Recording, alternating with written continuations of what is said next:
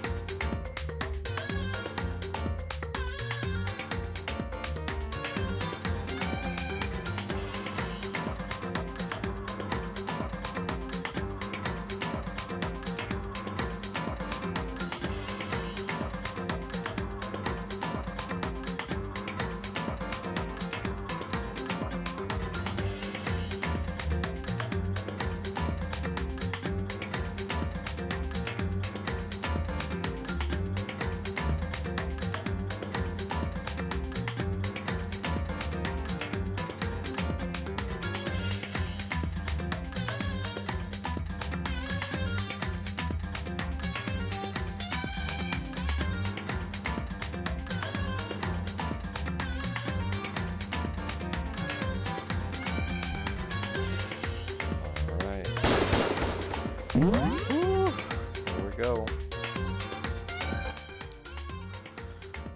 Continue, yes. Hey, Raylan. How's it going? Oh my gosh, I'm so worried about Kyoko.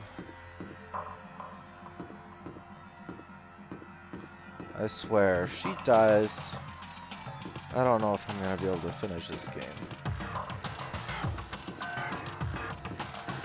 What am I even supposed to do right now?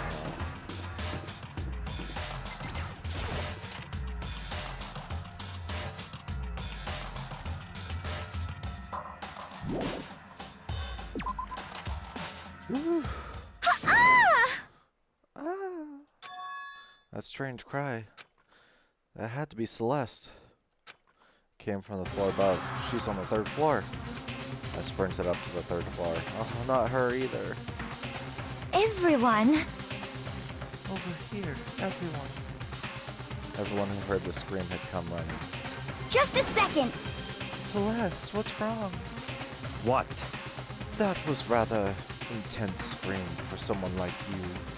Ugh. I saw him, the strange costumed man. He ran off as soon as I screamed. I was blocking the stairs, so he headed further down into the hallway and disappeared. He must be down the hall. Come on, let's go!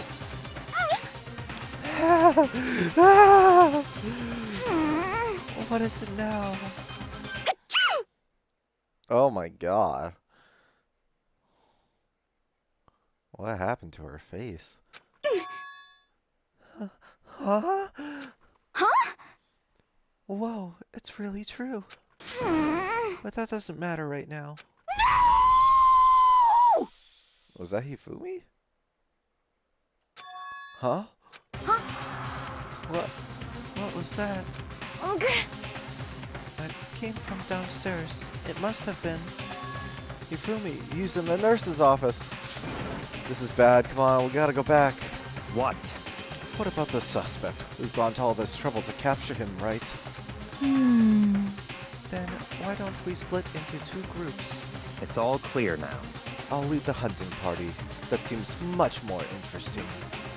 So then, Very well then. Makoto and Hina, you come with me to the nurse's office. I will leave the capture of the suspicious individual to Toko, Sakura, and Byakuya. So then, We'll handle it. Just go take care of Hifumi. Okay, you guys be careful. With that, we split into 2 groups. Me, Celeste, and Hina all ran downstairs to the first floor. just a second. He's in the nurse's office. Let's go. Oh boy. We stormed into the nurse's office, and what greeted us was a world of dripping crimson. Oh no.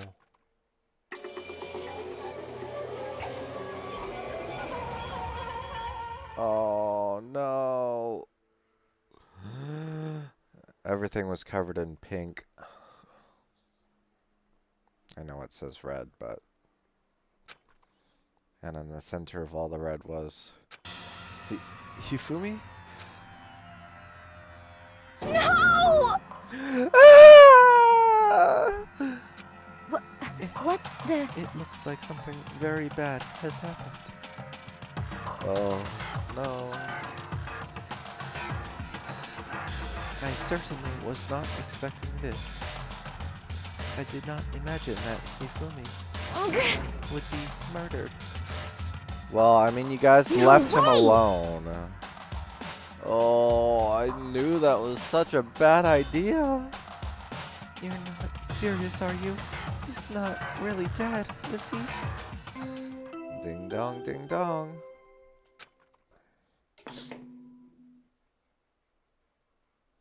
A body has been discovered.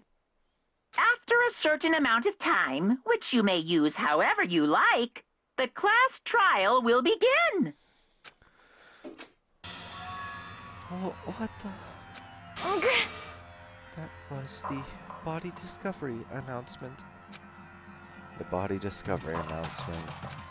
When 3 or more people discover a body after a murder, that's what plays.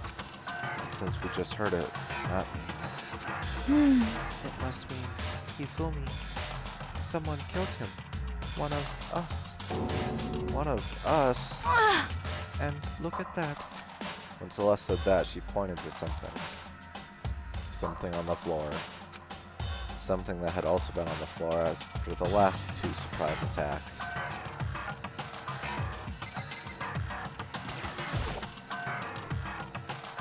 Another hammer. Justice Hammer 3.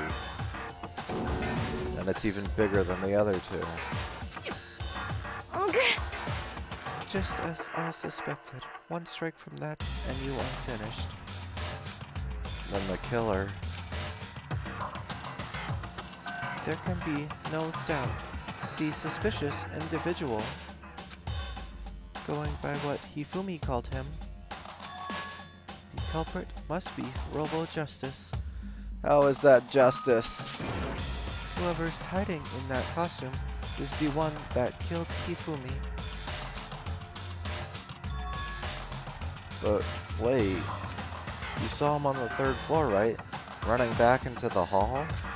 So how did he end up in the nurse's office? You're not saying they, like, teleported or something, right?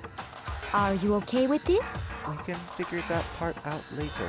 Right now, we have to tell the others. You're right.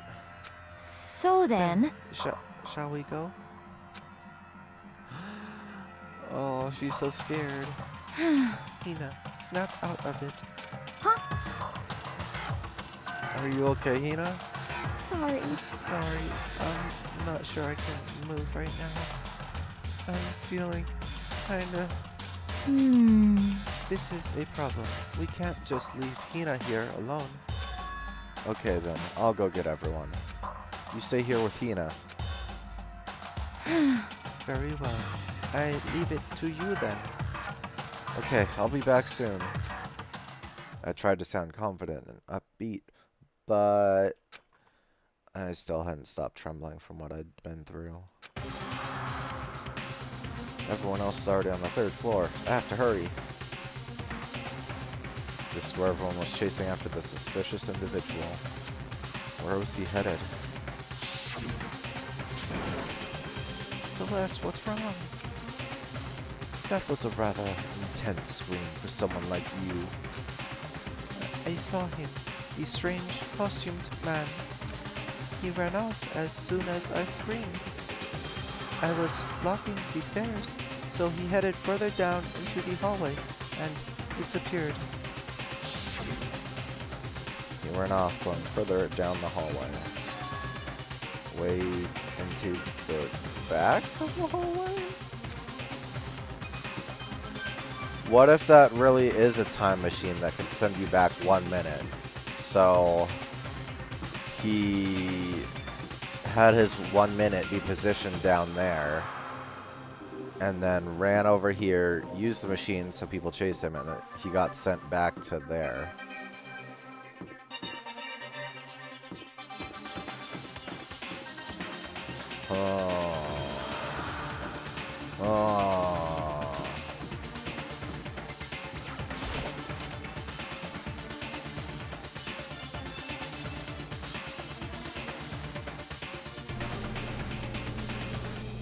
As far as I can tell, there's nobody here. As far as you can tell, oh, Makoto, but you're so dumb. But still, I feel some kind of presence. Yeah, I'm sure I can feel someone's presence. This presence, is it coming from over there, in the back?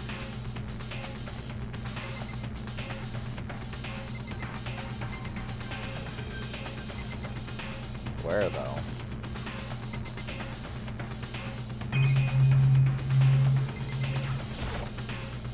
This machine obviously has some kind of purpose, but I can't waste time on this right now. I better leave it alone. I can't waste time on this right now. I better leave it alone.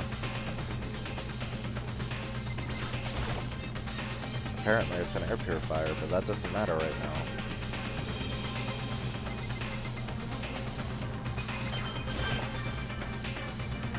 You must use these for physics experiments and stuff. I can't waste time on this right now. I better leave it alone. I leapt through the doorway. And when I did, I found another nightmare. The second nightmare of the day was waiting there to greet me. Oh! Double! There in a pool of his own blood was Taka, dead. Oh! Danganronpa, you shut up. Hifumi's body discovered in the nurse's office. Taka's body discovered in the equipment room. I was witness to 2 nightmares, one right after another. No, they weren't nightmares. This is harsh reality. Oh my god. A true nightmare is this reality. The reality I have to face every day. But still. Why is this happening?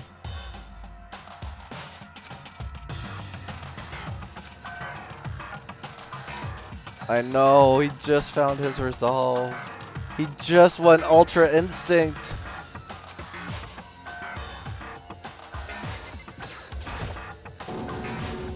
Toko? Don't tell me. Toko too? Relax. She just passed out when she saw the blood. The blood? Oh, that's right. When Toko is, Toko, she has a fear of blood, huh? We've tried everything to get her to wake up, but no luck. Just leave her be for now.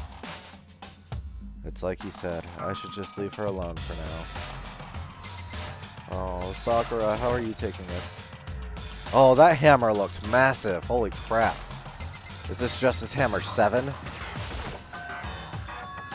Another hammer.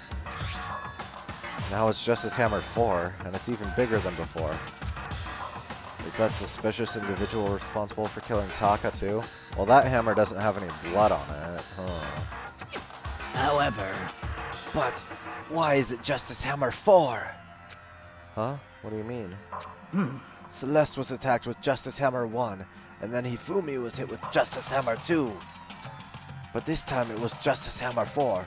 What happened to number 3? What? What's the matter? Well, when you mentioned Justice Hammer 3, you just reminded me. What? Out with it. Do you know something? Actually, Taka's not the only one that's been killed. Hifumi's dead too. what? What? Hey! Hifumi's been killed?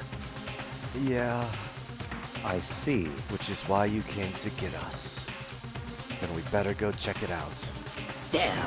Of course, come on! oh, they just leave Taka. So Sakura, Byakuya, and I rush out of the physics lab. Oh, but now they're leaving Toko alone! Woo! Oh my god! Oh my god! But as soon as we're out of the physics lab... Oh, Celeste, aren't you supposed to be waiting in the nurse's office? ugh. Something has come up. Yeah, I heard. Hifumi is dead, right? Indeed. Well, that is not all. It is gone. Huh? What's gone? It has disappeared. Disappeared? Ugh. What? What? Hifumi. Is Hifumi Justice Robo? Was he faking his death? Did he kill Taka? What is this? What is going on? No, that can't be it. Hifumi's body has disappeared. What? What did you say? What are you talking about? It's disappeared? Don't be ridiculous. Come on. Are you serious? What? What the heck is happening here? Hey! Everyone, back to the nurse's office! I practically leapt down the stairs, nearly losing my balance. I reached the nurse's office, completely out of breath. Ooh! I couldn't believe my eyes. Hifumi's body was there just a few minutes earlier. It just disappeared? Oh, she's so scared. Me and Celeste went to the bathroom, but we're only gone for like a minute. And then when we got back, Indeed. this must be the work of the culprit. They must have come and carried the body away. They must really be enjoying this. Enjoying the sight of us standing around, frightened and confused. Ugh. We're all going to die here. We're going to die, just like those guys died.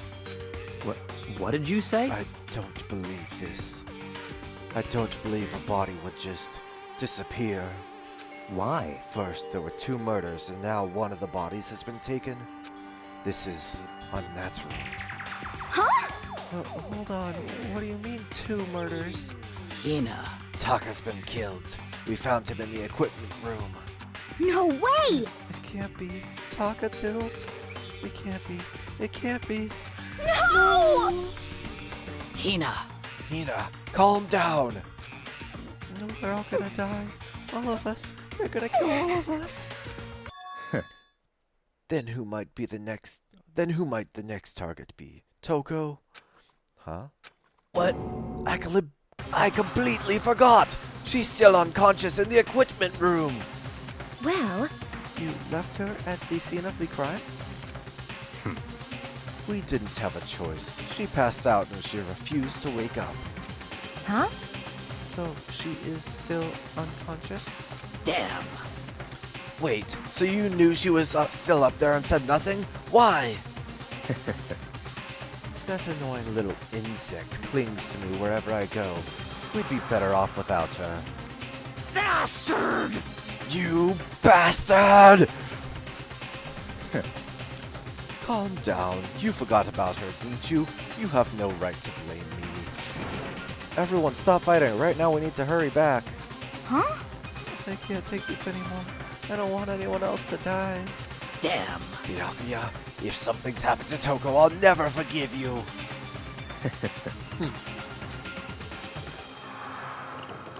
We shot out of the nurse's office and bolted up the stairs, heading back to the 3rd floor. Wow, they're really getting their cardio in. Whew. We ran back to the equipment room at full speed. And when we got there, that body's gone too. Ugh. Toko! Thank God you're okay. But right away I noticed there's something very different here. That hammer's facing a different way, isn't it? Oh, Taka. Oh, okay. It was gone. Taka's body, which should have been right there, had disappeared. Oh. What a surprise. This can't be happening. Are we hallucinating all this or something? No, it's not a hallucination. I know I saw it before. And what I'm seeing now isn't what I saw before. I don't understand how the blood is on top of his hair, but not on, like, his actual head. Huh? What are you saying Taka disappeared too? Stop talking. Stop saying disappeared. It didn't just vanish into thin air. Obviously, whoever did this has hidden the body. But why would they do that? I couldn't possibly begin to imagine. Anyway, our costume suspect is clearly continuing his crime spree. We gotta hurry and catch him before he kills all of us. Not possible. Oh, I don't think you have to worry about that. Huh? Think about it. Who could possibly be responsible for killing and hiding these dead bodies? Well, When Hifumi's death cry went up, everyone here was together on the 3rd floor. it is so. After that, we split into 2 groups. And now this time you all came here as a group from the nurse's office. In other words, the only ones who could have done this are Hiro and Kyoko, who are still missing. Hold on a second. Kyoko has an alibi for when Celeste and Hifumi were attacked. There's no question that she was in the dining hall with us. You seem very adamant about defending her. Perhaps you are in love. That's not it at all. My heart belongs to Leon, okay? Shut up, Byakuya! You're jealous! That's fine. Well, anyway, yes, I do accept Kyoko's alibi. Let's see. Which means the suspicious individual we're looking for can be none other than Hiro. Which further means there will be no more murders. The regulations are very clear about that. Oh, that's right. There's a rule that says you can only kill a maximum of 2 people. That's right. As long as that rule is in place, there will not be a 3rd murder. If they were to break that rule. Shing! I'd mince ya! Mince ya without a second thought! Mince ya, grind ya, turn ya into paste! By the way, did you know that fish paste can also refer to shellfish? Like shrimp or crabs? That indeed. Let's see. So, since 2 people have been killed, there is no possibility of any more. Perhaps. You knew that from the beginning, didn't you,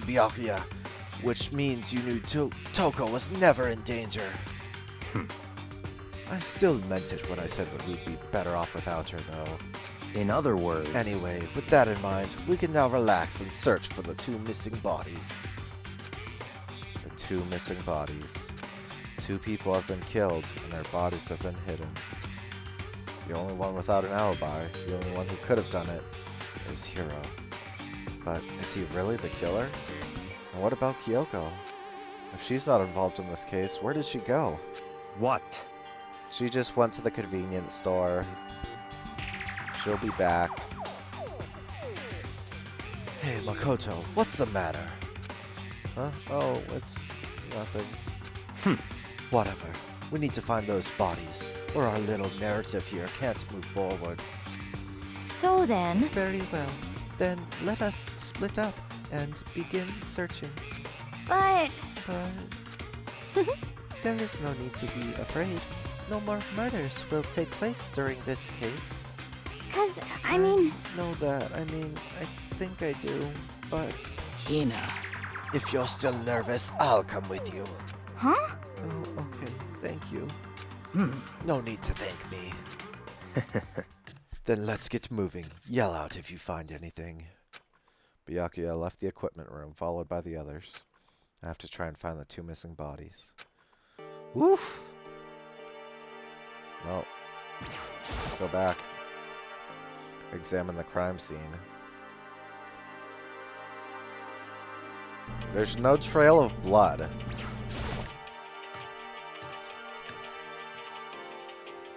So that's suspicious by itself. When Toko is, Toko, she has a fear of blood. I don't think we have to worry about anyone else dying, so I'll just leave her alone for now. Taka's entire body has disappeared, leaving behind nothing but a bloodstain.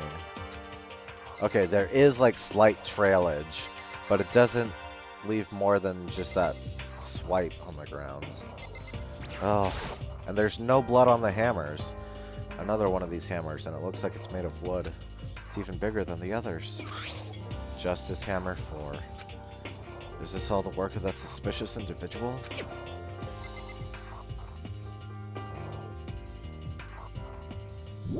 Well, let's just go keep taking a look around, I guess.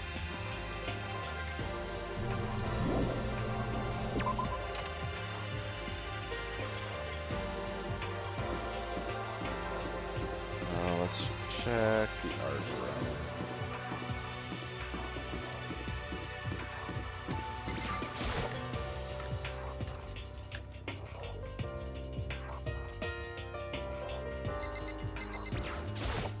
Damn. We need to search for the bodies that have disappeared. What happens after that? Just trail off Huh? there. Where could 2 dead bodies have disappeared to? Rattle, rattle. Huh? The door must be locked. Aha! That's suspicious. It's a locker, but there's nothing too remarkable about it.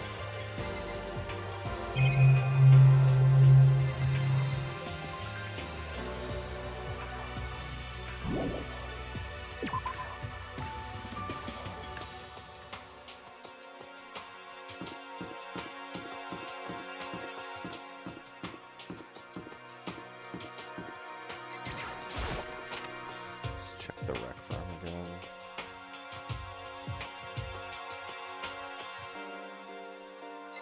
That's Justice Hammer 1, right? Celeste. Was she really attacked with this? Justice Hammer 1? But what the heck is with this thing? Yeah. No, not yet. It's this locker. It's a locker. It doesn't seem especially important right now, so I don't need to open it. You do just investigate everything. That's what an investigation is about. Please. Makoto. Come on. Why are you just standing there? We need to get to the repository. Huh? You mean... Indeed. I found them. Ifumi and Taka's bodies have both been hidden in the repository. Goodbye. I've already told Hina and Sakura. We'll go on ahead. Their bodies were in the repository? Is that the room in the art room that was locked? I don't remember the room name. But that would make sense.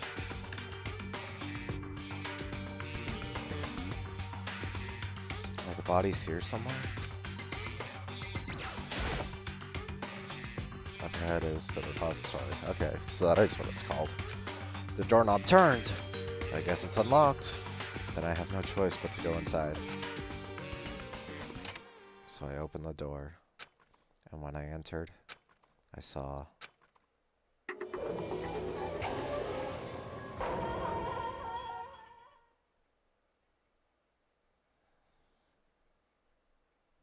the two bodies that had disappeared were right here.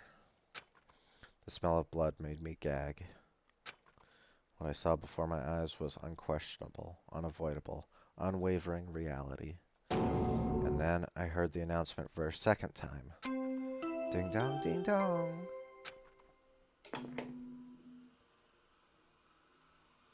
A body has been discovered. After a certain amount of time, which you may use however you like, the class trial will begin. And so here we are. It's Without further ado, let me give you all the next Monokuma file. I was going to hand them out when you found the bodies the first time, but I thought something might happen. What? It was really hard to resist, but turns out I was right. Stop talking. Just hand it over already. Punishment is waiting for you. Now, make sure to investigate with all your mental might and prepare for the class trial. See ya Okay. later. See ya later. Well then, now that we found the bodies, all that's left to us uncover the culprit. What the heck? Hold on. How can you be so calm? I mean, they're dead, you know? That's terrible. Dead. Gone forever. They're never coming back. Awful. This is just all too awful. Hina suddenly burst into tears. She clutched at Hifumi's lifeless body. Who would do this? Why? Why? Large, wet tears fell from her eyes. The tears landed on Hifumi's cheeks. If this were some world of make-believe, that might have been when Hifumi opened his eyes. But this wasn't a movie. It was a video game.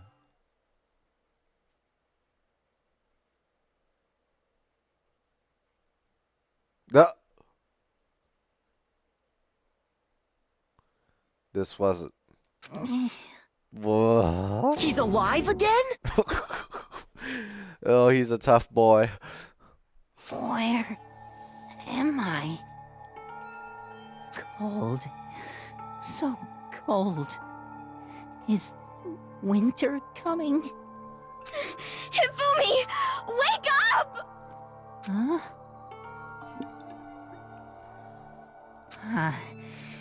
That's right. I remember now. Hope's Peak. Come on, you gotta wake up! I remember everything. Before I met you all. I met you all. But... his memories are all blending together. He has nothing useful to offer us. The light.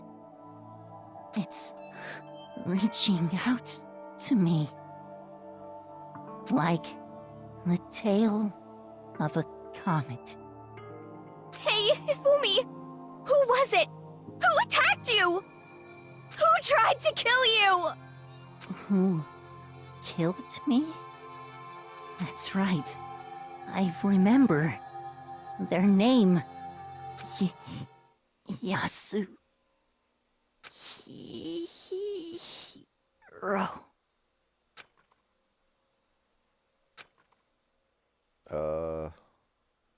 His eyes closed, and they never opened again. Death for the second time. Absolute, undeniable death. Oh man! Game, why do you do this to me? I thought it was gonna be okay. No matter how many more of Hina's tears splashed his face, there was no second miracle. Reality set in again. This isn't some stereotypical fantasy world. Tears can't restore a person's vitality. Honestly. You have no tears, do you? No blood in your veins? No calcium in your bones? At least you have your meat. Stop talking. You're just angry. Going out of his way to return just to leave us with those unnecessary dying words. Now this game has become exceedingly boring. Hey Suki, and man, I know, I'm so sad. This game just keeps hurting me. I don't know if I can go on. He said Yasuhiro, right? Then perhaps... Yasuhiro Hagakure. That is the only person he could have been referring to. So in other words... And with that, the case is solved. Assaulting people and even killing Taka and Hifumi, and then going so far as to hide their bodies? The criminal that hides his face behind a mask and uses a bunch of giant wooden hammers. Is that what hero is? He's no hero at all. What is this? If it's true, I can't forgive him. No way I could ever forgive him. To kill 2 of our friends. That's fine. Anyway, it's about time we track down the culprit in our little life or death game here. Although, this time it's not all that life or death. The trial will conclude without much trouble. Indeed. Yes, it does look that way. It's going to begin again. We have to go through this one more time. I have to accept it. Oh, I have no choice but to go through with this to make sure everyone survives. I just have to do it. Investigate. First, I better check the Monokuma file. The victims were Hifumi Yamada and Kiyotaka Ishimaru. The cause of death for each was a blow to the head. It is thought that they were both killed with a similar weapon. I know, Hifumi and Taka just went Ultra Instinct. He was just powering up, and he was struck down. That's it? Very strange. Yeah, it's pretty strange. We got way less information this time than before. That is no problem. After all, the events of this case unfolded before our very eyes. We should know more about what happened than the Monokuma file code anyway. Maybe. Well, There's something else that's bothering me. Someone else has been missing for quite a while. Are you talking about Kyoko? I know, I'm worried about Kyoko. perhaps. Without a doubt, she has an alibi for when Celeste and Hifumi were attacked. But what if the killer wasn't acting alone? What if they had an accomplice? An accomplice? An accomplice? What are you doing here? Monokuma! Don't be rude! I'm here to answer your question! What question? Yep. You're talking about accomplices, right? I'm pretty sure I explained it before, didn't I? During the first class trial? Speaking of which, I'd like to ask the bear, if there is an accomplice, do they also become blackened? So you ask, and so I shall answer. Each murder is allowed to have an accomplice, but only the one who does the killing will get to graduate. So in other words, 2 people can work together, but one of them has no chance of profiting from it. Then there's no way anyone would work together, right? Oh, but what if there were 2 murders and each person killed one person? Man, are 4 people gonna die? Oh, this is getting rid of so many people. They're just dropping like flies. In other words, So basically, you can be an accomplice if you want, but there's no gratification in it. So then... So, are you saying nobody worked together this time either? Hey! Sorry, can't answer that. It would obstruct the free exchange of information between you guys. I just want to make sure you don't forget, no matter how much you might assist in a murder. Phew! Only one blackened can graduate. An accomplice gets nothing. So, in other words, Then we need only to figure out who that one blackened is that did the killing, right? Just like normal. Well, Okay, let me take this opportunity to clarify the whole shebang. In this class trial, what you need to determine is extreme! the one true blackened who devised the murder plot and put it into action. The true blackened, so just one person. Well now, That's enough for explainifying. Now it's down to the final battle between all of you and the blackened. Good luck to all the contestants. So there can only be one blackened. An accomplice wouldn't benefit. But they never addressed what I just said. If both people kill somebody. And since there were 2 murders and there's no rule against it, they might be trying to use that as a loophole. Then I can't see any way Kyoko would be connected to this case after all. You may be right. If that's true, then Kyoko, where are you? However... As long as she's not connected to the case, it doesn't matter. Let's get back to the investigation. Indeed. I have absolutely no doubt that Hiro is responsible. But for the time being, I suppose it can't hurt to pursue further information. So, You know, don't you think we should consider a certain someone a suspect, just in case? I'm talking about the murderous fiend, Genocide Jack. What? What? I'm offended! Yeah! You, when did you? I've been looking all over for you, Master. When I woke up, you were nowhere to be found. He's like, oh God, why?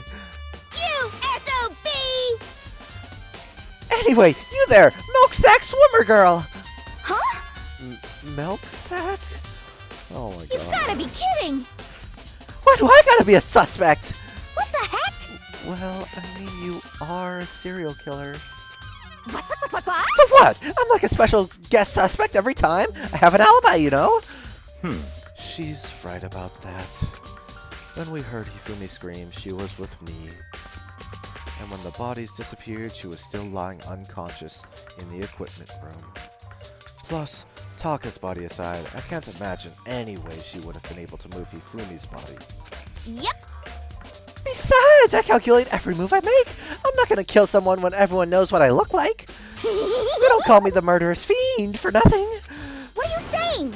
That's not the kind of thing you should be bragging about. Let's see. On another topic, should we post a guard by the bodies like before? We can't have them disappearing again. So then... Hina and I can handle that. You don't mind, do you, Hina? Sure. I'd be totally useless on the investigation anyway. it's all clear now. Then that's that. Let's begin. Oof, this whole thing is so strange. All but one of us has an alibi, so figuring out who did it should be obvious, right? But maybe it's just me. But I don't think it's going to be as straightforward as it seems. Monokuma file number 3. Let's investigate the hammers, because there's some missing. There are hammers of all different sizes hanging on the wall, although some are more like mallets. Mallets? Could the Justice hammers have been designed using these as a model? Either way, all the hammers have obviously seen a lot of use. They're all covered in debris and chalky stone powder. Wait. For some reason, this one hammer isn't dirty at all. And it's wet? Did someone wash it recently? Nice. Spotless hammer.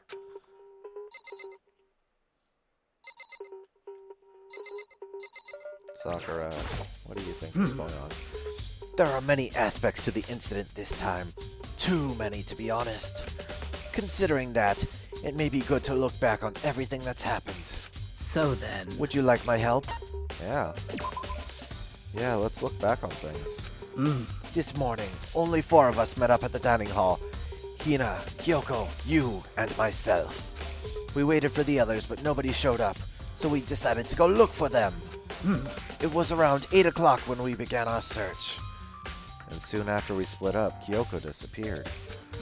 After that, Hina found Celeste in the rec room on the 3rd floor, then quickly came and got you and me. According to Celeste, she was attacked by a suspicious individual and lay unconscious for about an hour. In other words, she was attacked an hour before we found her. Meaning just after 7 o'clock. Based on the picture Celeste took, we discovered her attacker was dressed in a strange costume. It was Robo Justice. It also became clear that this Robo Justice had dragged Hifumi away. After meeting up with Toko and Byakuya, we began searching for the costumed assailant. We found an injured Hifumi in the library on the 2nd floor.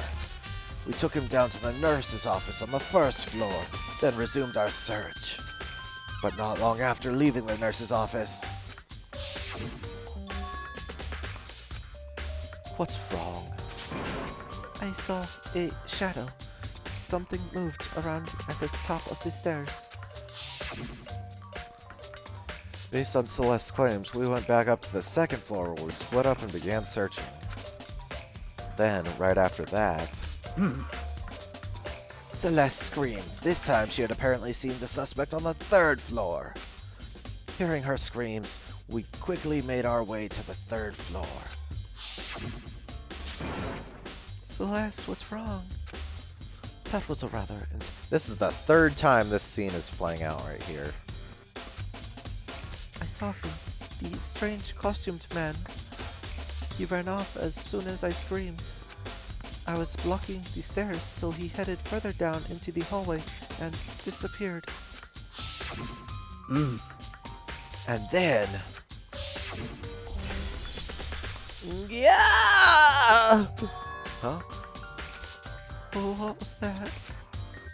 That came from downstairs. It must have been... Ifumi, he's in the nurse's office. This is bad. Come on, we have to go back. At that point, we decided to split into 2 groups. Celestina and I went back to the nurse's office. Meanwhile, you, Byakuya, and Toko pursued the suspect up on the 3rd floor. And when we got back to the nurse's office, we found Hifumi's corpse. Which is also when we heard the body discovery announcement play. I left Celeste and Hina alone and headed back to the 3rd floor to tell the others what had happened. However... But at the same time, we had discovered Taka's body in the equipment room. Which means Hifumi and Taka's body were discovered right around the same time. Because I remember hearing the body discovery announcement play right after finding Taka. And that's when I showed up and told you and Byakuya that Hifumi had been killed, right? Okay, that kind of makes more sense because I was wondering, like, wouldn't they have heard both announcements? But if they were found, like, at the same time, so the announcement only played once, and Yumi and Byakuya all headed back to the nurse's office, leaving behind Toko, who had fainted. But as soon as we left the physics lab, we ran into Celeste, who had just arrived to tell us something very unusual. Hifumi's body has disappeared. We hurried back to the nurse's office to discover that his corpse was, in fact, gone. Then we remembered we had abandoned the unconscious Toko and rushed back to the equipment room, getting much needed cardio. This can't be happening. Are we hallucinating all this or something? This time, Taka's body had disappeared. So from there, we began our search for both of the missing bodies. And after some time... Celeste told us she'd found the bodies, and we all headed to the repository. And there, we rediscovered the 2 bodies that had apparently vanished.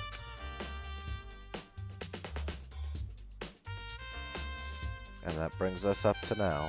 However, Looking back, things have certainly been very active. If you want to look back at the case again, just let me know. I'm fine anytime. Okay, I need a drink of water after that. Okay. Hina, what do you have to say? So, Hey, Makoto, I've been thinking about something. It's about the repository. Huh? What is it? After Hifumi and Taka's bodies disappeared, we split up to look around, right? I was really scared, so me and Sakura stuck together. but... And we came right to the repository too, you know, look around. But when we got here, the repository was locked. We couldn't get inside. It was locked? And we came here as soon as the search started, so there's no way someone could have beat us here. So if that's true, who locked it? And why is it unlocked now? I wonder the same thing. The door was locked when the search for the bodies began, but now it's wide open. There might be some secret lurking in there, but I'll probably have to leave this area to figure it out. Well, Byakuya, what do you have to say? Byakuya, do you think Hiro really did it? I don't see how anyone could think otherwise. When the attacks and murders disappearances all happened, every one of us had an alibi. And the last thing Hifumi said when he died. Yeah, he said Hiro's name. So, in other words, Then there is no room to suspect anyone else. Okay, but if he did do it, why would he hide his identity with that weird costume? Maybe he thought that no matter what happened, he could have been safe as long as his face was covered. Because he's the fool of the century, you see. I mean, he is kind of dumb. Yo, Makoto, you're not someone to talk like that. You are kind of dumb. I'm not someone to talk like that because I'm kind of dumb. Everyone has their own dumb moments. But do you really think that's enough to explain it? I feel like there's a clue hiding in there somewhere. what? And is that it? That's all that bothers you about the case? Well, no. There are a few other things. Like, why did the killer try to hide the bodies? They probably figured that if we couldn't find the bodies, we couldn't complete our investigation. But if that's the case, we found the bodies pretty easily, didn't we? Again, it comes back to the fact that the culprit was a moron. Is that really all there is to it? It could be, or it could be my double murderer conspiracy. The other thing that bothers me is, why'd they bother killing 2 people? What? What? Because all the rules say is, if you can kill someone and get away with it, you graduate, right? So if you're the killer, your #1 priority is not getting caught. But killing 2 people means more clues, more chances you'll get found out. I see. Hold on. Perhaps. I see. So that's what that means. Is everything okay? That's enough. Don't talk to me as if we're friends. Huh? What's with the attitude? Ya dick? But you have my appreciation. Goodbye. Thanks to you, I might have some fun with this after all.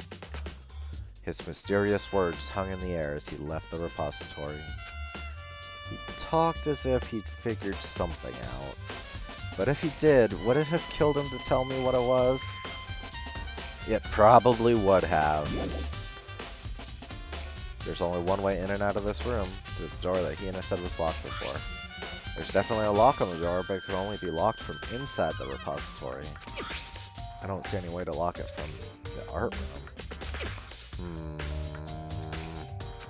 The door can only be locked from inside the repository, which makes me wonder.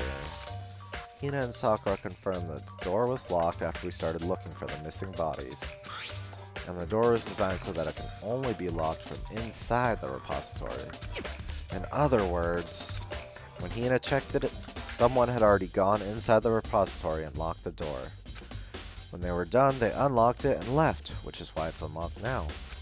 But Hina claims there's no way someone could have beaten them to the repository. So that certain someone was already there.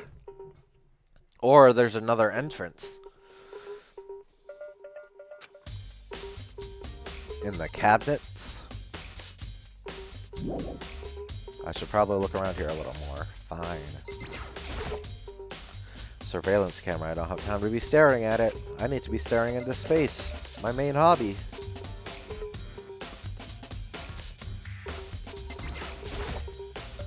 This is one of the monitors Monokuma appears on. I don't have time to be staring at it.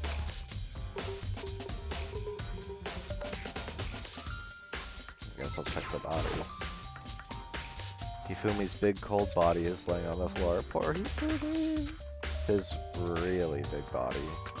I mean, how on earth was the killer able to move someone so big? Huh. From the nurse's office where he was discovered to here, the repository. All the way from the first floor to the third. And all without anyone noticing. How the hell? It's no good. I just don't get it. I can think about it later. For now, I have to finish investigating Hifumi himself. If I remember correctly, Hifumi's fatal injury was also a blow to the head. Probably from Justice Hammer 3, which was laying on the floor in the nurse's office. Huh? Wait. Something's off about his body. Why am I getting this feeling? Something's different. Something about Hifumi's body in the nurse's office versus his body right now.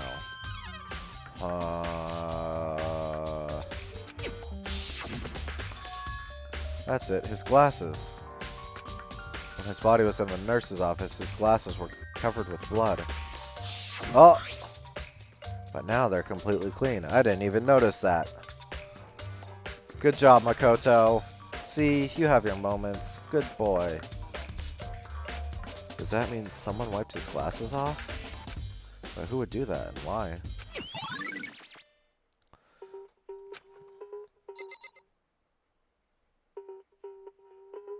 There's also this dolly, which could have easily be used to move him. The dolly, it doesn't have a handle.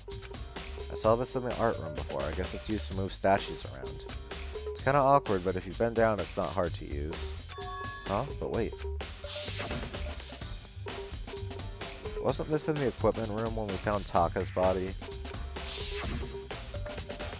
And look at the wheel. There's a blood stain on it. Aha! So there's blood on the wheel of the dolly that was moved from the equipment room to the repository. What's the explanation? Oh, don't say that. It was obviously used to move the bodies. You dumb. Okay, you had your moment of smarts and then you just ruined it. Taka, he'll never move again. Poor Taka. According to the Monokuma file, Taka died from a blow to the head. We found Justice Hammer 4 near his body in the equipment room. Is that what was used to kill him? There's a tarp laid out under his body. Did the killer use this to move Taka's body? That way there wouldn't be any blood left behind while the body was moved. That makes sense. That's why I was like, okay, there's no blood trail, so that makes sense. They used a tarp. There's got to be a clue around here somewhere. Maybe I should check somewhere else. There's some places I already know about. First, the nurse's office where Hifumi was found, then the equipment office where Taka was found.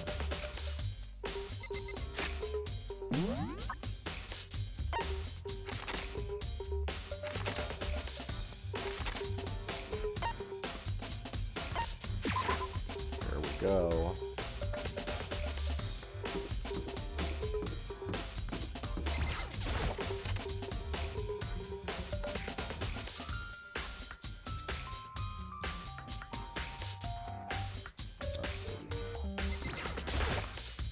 Justice Hammer 3, the one that was used to kill Hifumi. Someone moved the body but left the weapon behind.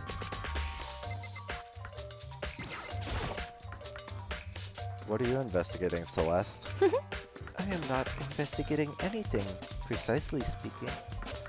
I am simply going around seeing if Hiro might be hiding somewhere. What about you? Oh, you know, I'm just checking this and that. That's code for I have no idea what I'm doing. The main thing on my mind is, why can't I just stare into space anymore? I mean, the main thing on my mind is, actually, how could someone have moved Hifumi's body? Let's see. How Hifumi was moved, eh? When it disappeared, you were supposed to be in the nurse's office, right? Yes, indeed. Hina was not feeling well, so I stayed behind to look after her. But she seemed to be getting worse, so I took her to the bathroom. When you got back, the body was gone? We could not have been gone for more than a minute or two, though. Yeah, Hina said the same thing. So then, the killer was able to get in and move Hifumi's body in that short amount of time? Indeed. It would seem so. To carry off someone as big as Hifumi in only a couple of minutes is... I can't think of anything less than impossible.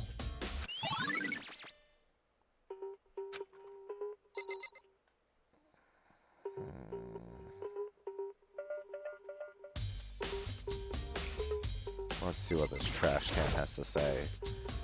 It's just a normal trash can. Stop saying that. Huh? Wait, there's something inside. There we go. Oh, it's his glasses cleaner. And it's got the princess or whatever. And it's got some kind of cartoon character on it. Oh, but it's also covered in blood. Oh. Oh, did you find something? Yeah, there was a cleaning cloth in the trash can. Huh? A cleaning cloth? And it's all bloody. Whoever this belongs to must have used it to wipe up some blood. But who would need to do something like that? I haven't the slightest idea.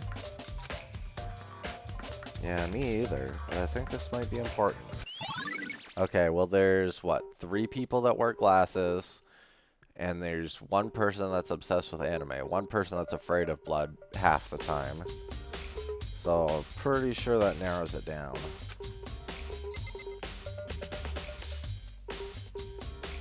What's in the fridge? A refrigerator. I wonder if there's anything to drink inside. After everything I've been through, I'm totally parched. Maybe just a quick peek.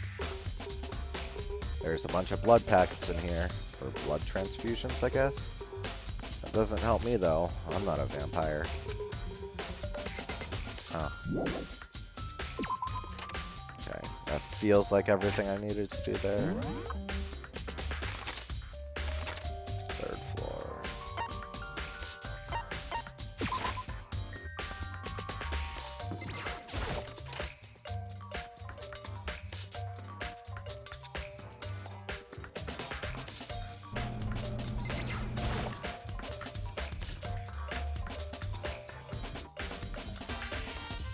Okay, see, so I can totally see the wheel marks here. There's some kind of tire mark going through the pool of blood in the middle of the room. That reminds me about the dolly in the repository. There was blood on its tire. Could that blood have come from here? Which could mean that Taka's body was moved from the equipment room to the repository using the dolly. Both rooms are on the 3rd floor, so that should have definitely been possible. Ooh, what if Hifumi moved himself up to the 3rd floor? He wiped his own glasses off, and then Pat was like looking to find out what was going on, and then passed out when he got to Taka.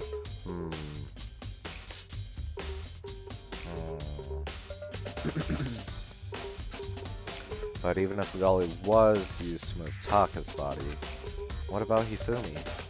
Hifumi's body was in the nurse's office on the 1st floor. Even with the dolly, yeah, because there's no elevators so far. Even with the dolly, there's no way to get it up to the 3rd floor. That's still a total mystery.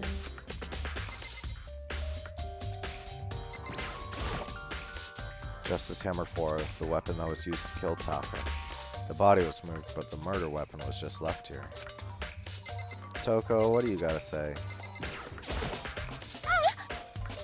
I was sleeping right here when the killer carried the body away! I'm super pissed I missed such an ultimately rare event! Well...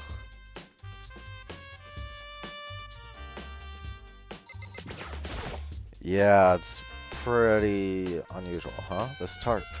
I feel like I've seen it somewhere before, and just recently, too. Nice.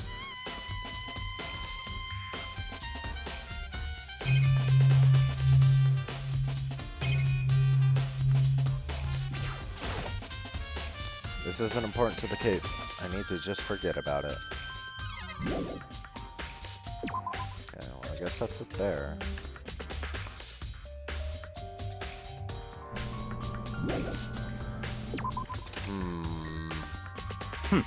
So this is where you were. I've been looking for you. You have? I wanted to thank you for what you did. Not that you meant to, but you ended up making this little game of ours very interesting indeed.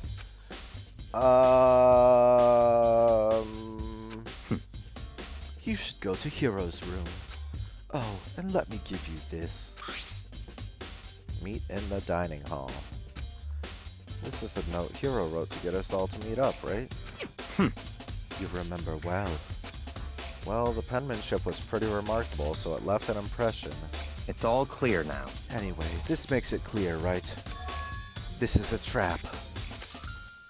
What is? Things grow ever more exciting. What are you talking about? I've already repaid my debt. I don't owe you any more explanation.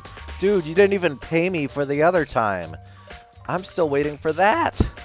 You rich kid. Goodbye. Classic Byakuya.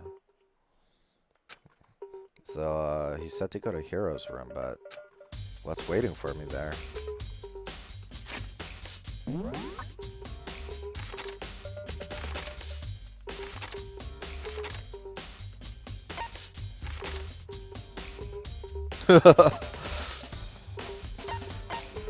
Accurate.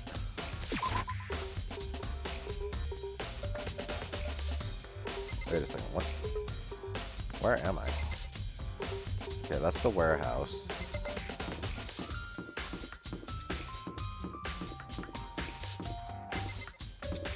Hero, where's your room, you powerful hair man?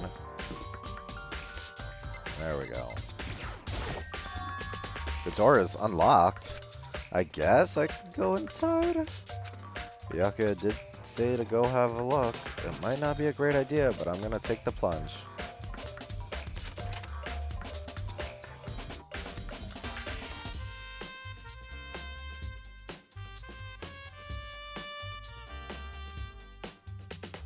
I can see Arethia, where's our reward.jpg.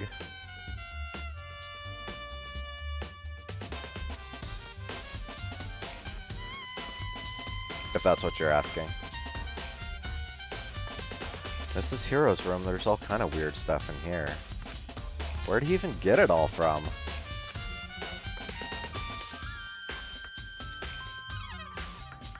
Oh, that's weird.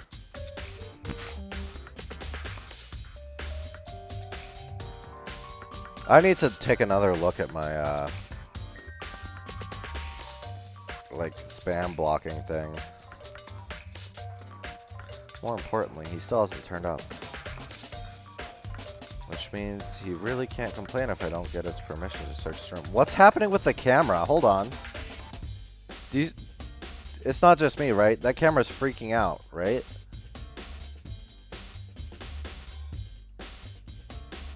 What is happening?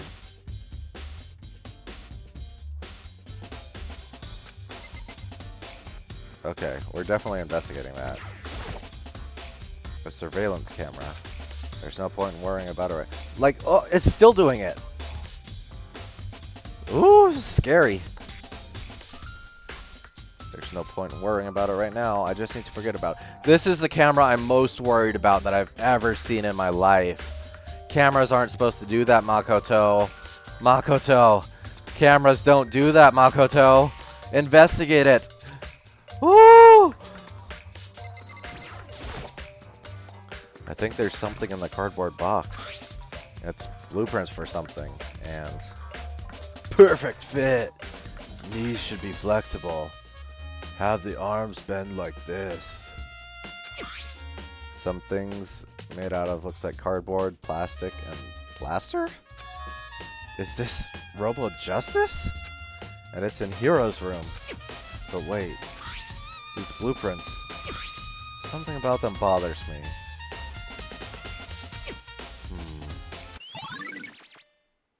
Robo Justice blueprints.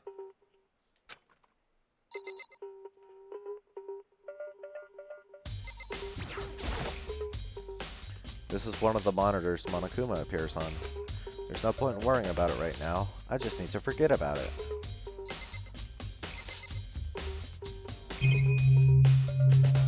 This pointy ass bed. It's a normal bed, pretty much just like the one in my room.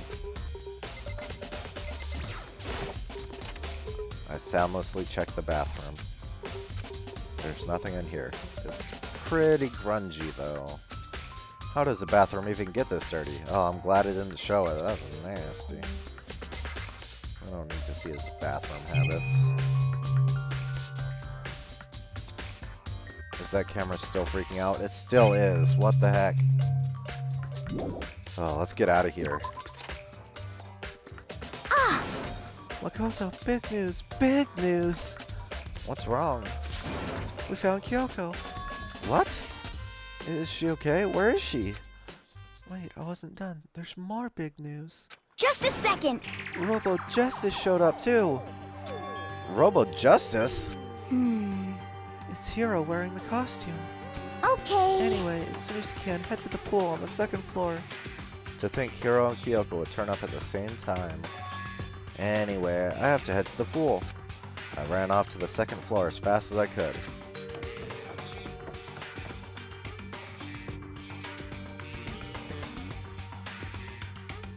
Oh, just why though? Kyoko, are you okay? I was so worried about you. Kyoko, and... I mean...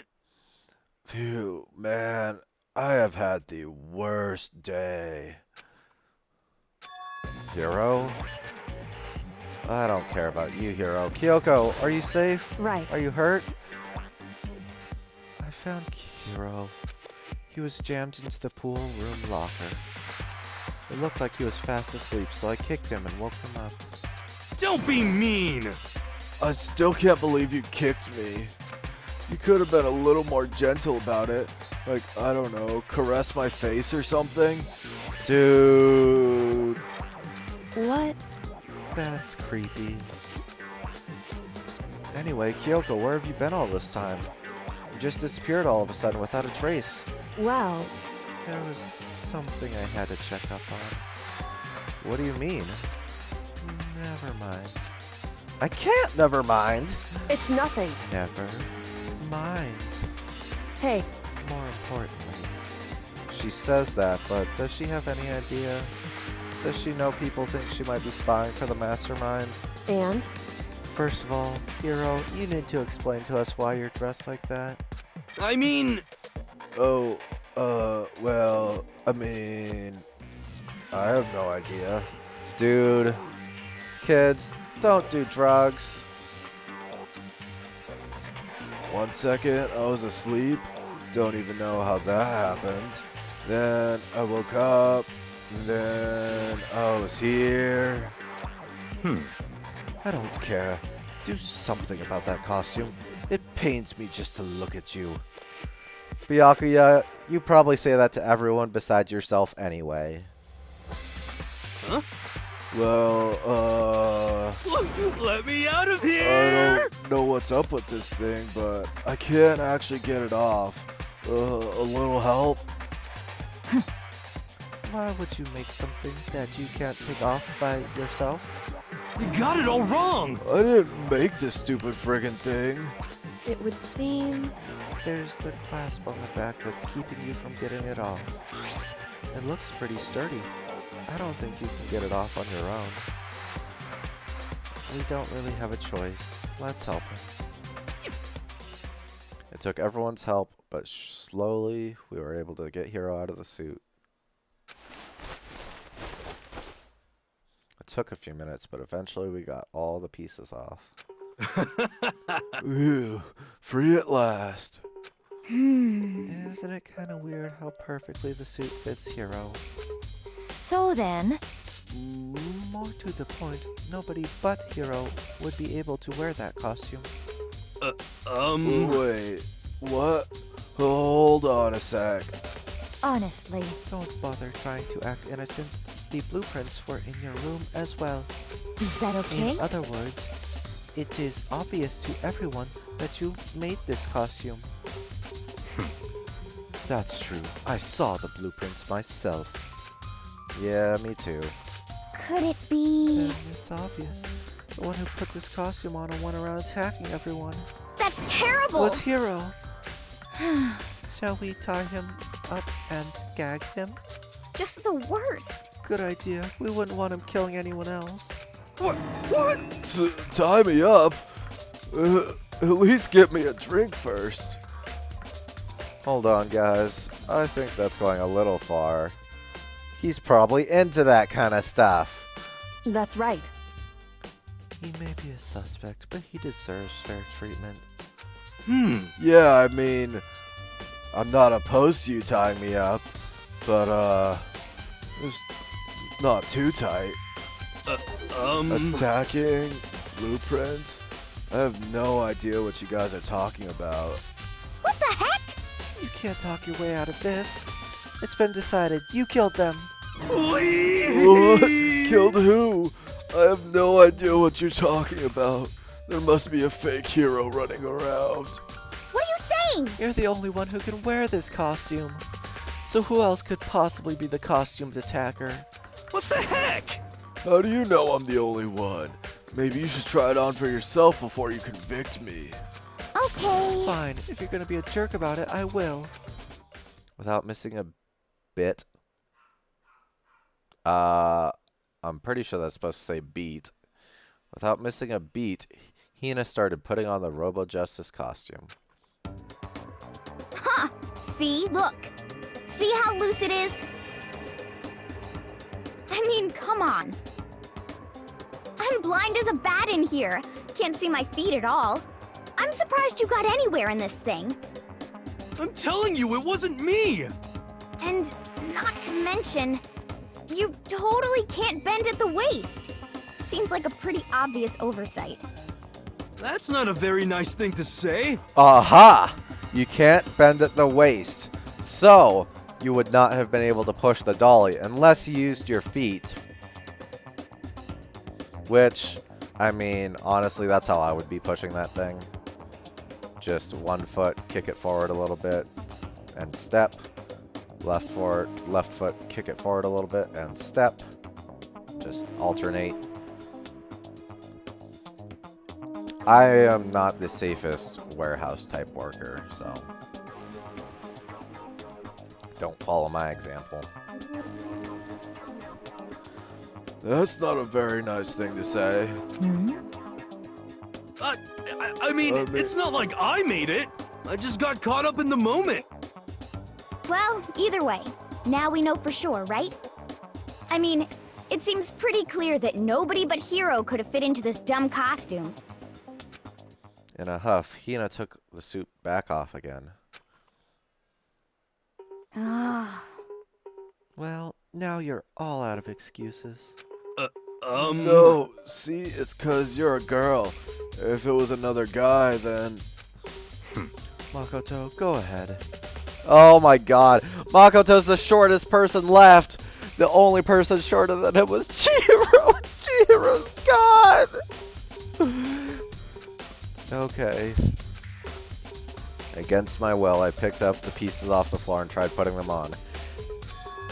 It's no good. The arms are too long. There's no way I can wear this. Just a second.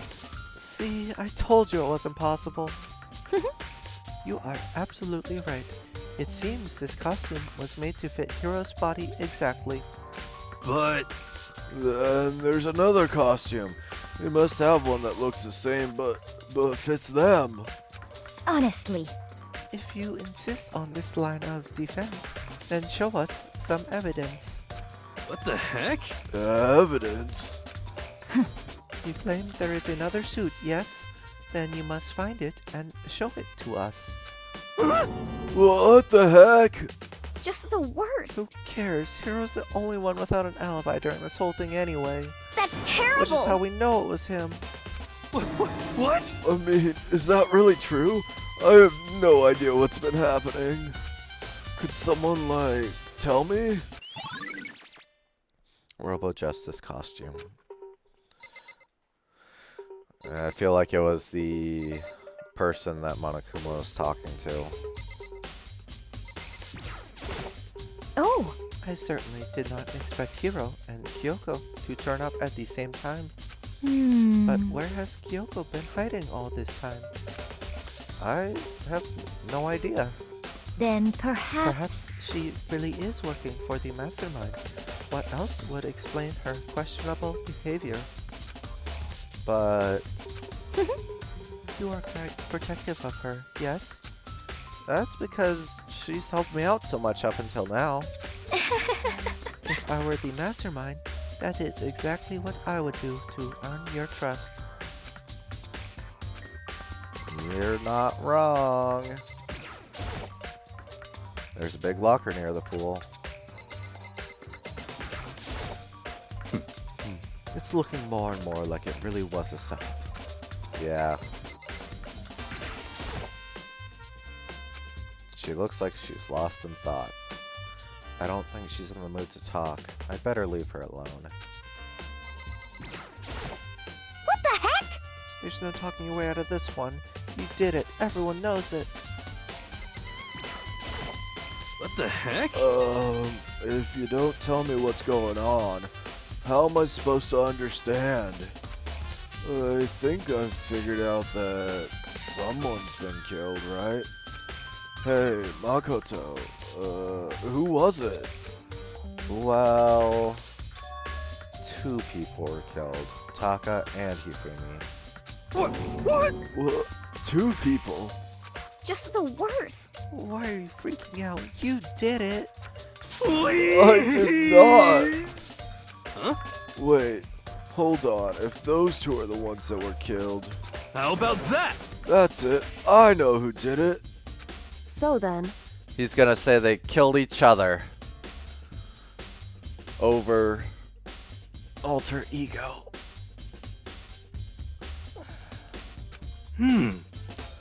Taka and Hifumi were fighting over alter ego, right? I'm at least Which 30% means right. alter ego and or Chihiro must have done it. correct. I see. That's unfortunate. Please! Huh? Unfortunate. What the heck? Stop trying to trick us. Just admit that you did it, okay? I'm telling you, you got it all wrong. Oh, so I then. know, that note. Note? Last night, someone slipped a weird note under my door. And here's what it said. I found a hole maybe we can use to escape. Monokuma can't find out, so don't tell anyone else for now. Let's meet in the rec room at 1 a.m. But the last thing I remember is going to that rec room. Then, for some reason, I fell asleep. Hey. The real killer probably drugged me or something. So you're saying you took some drugs and passed out. Got it. Just the worst. Not a chance. So, No, hold on. He could be onto something. The nurse's office did have chemicals that could do that. Huh? What? Really? I told you, someone's trying to set me up. A secret passage, a chance to escape. Someone wrote all that to trick me. Even if that's true, you must be one dumb fish to bite every piece of bait that floats in front of you. Well, after being trapped here so long, even if you know it's a lie, you still gotta check, right? Yeah! They preyed on my desire to get out of here. They deceived me. I still don't buy it. Don't be mean. Well, you should buy it. Just a second. Okay, then show us that note. With pleasure. I have it right here in my, pocket. No way. Looks like I lost it. Yeah, sure. Please. Please, You gotta believe me. I wouldn't hurt a fly. As I said before, if you want us to believe you, you must produce evidence. Can you show us the note? I have no particular issue with what you claim, but if you want us to believe you, give us a reason. Whoa, what the heck? For serious? Alright. Now then, shall we resume our investigation? There's no time to waste before the class trial begins. Why do we need to keep investigating? We already know who did it. What the heck? Why? Why did you kill them? Tell us, hero. No, it's like I said. Just the worst. Was it really to get the money Monokuma offered us? Yeah, that must be it. You must be totally broke, and that's why. Wait, that's a false accusation. Someone, help me! What are you saying? Just be thankful we haven't bound or gagged you. If you have the time to yell and carry on, you have time to search for your evidence, right? What? You're right. I need to look for the second suit and that note. Feet, don't fail me now. I guess I better get back to guard duty. I was gonna ask Genocide Jack to switch with me. But if she and Sakura got into a fight, we'd have a catastrophe on our hands. Well, bye. One by one, everyone peeled away. Makoto. Makoto, do you have a second? Huh? I want you to help me with this investigation. It would It seem... looks like I got a late start on this one, so I need to make up some ground. Sure, I don't mind helping, but can you promise me something? Later, when we have time, will you tell me why you disappeared? Why is that? No. To reject me so simply. Anyway... I need your help. You don't mind, do you? Okay. Shall we go? Thanks. Now then, shall we? Makoto, you sucker. So, Makoto, first I'd like to examine the corpses. Examine the corpses? I can't believe I'm hearing that from a girl the same age as me. Correct. Dead bodies don't lie, you know. They tell you the truth far more easily than the living. Hey. Wouldn't you agree? How am I supposed to answer? Anyway... We have to hurry before the class trial begins again. Yeah, you're right. Okay then, show me where the bodies are. They're in the repository. And I guess we should head that way for now. Off we go. Third floor.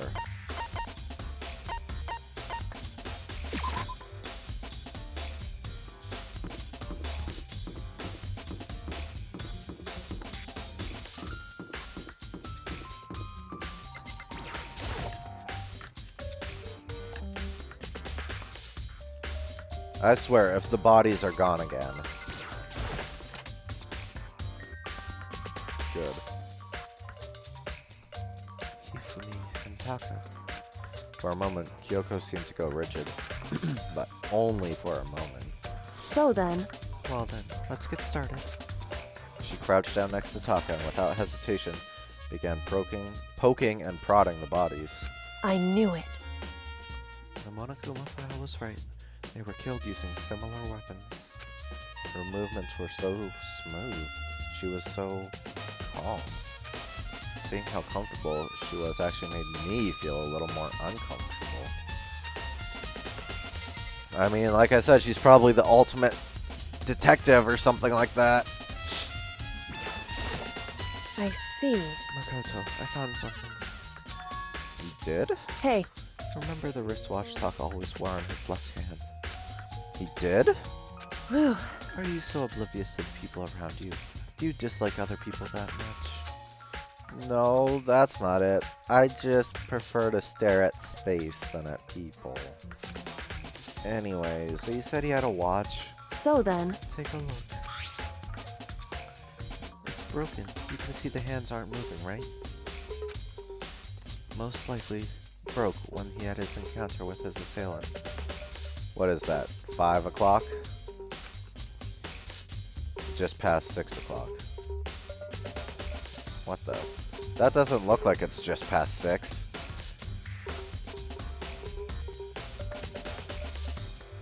trying to see how that could look like just past 6. Wait a second. 1, 2, 3, 4, 5. Oh, I guess it's just off center. Ooh, that bothers me now. Oh, get that watch off the screen. So that would mean the watch was broken sometime just after 6? That's right. But last night, Taka's watch definitely wasn't broken. Hey, you! How long are you gonna keep us waiting?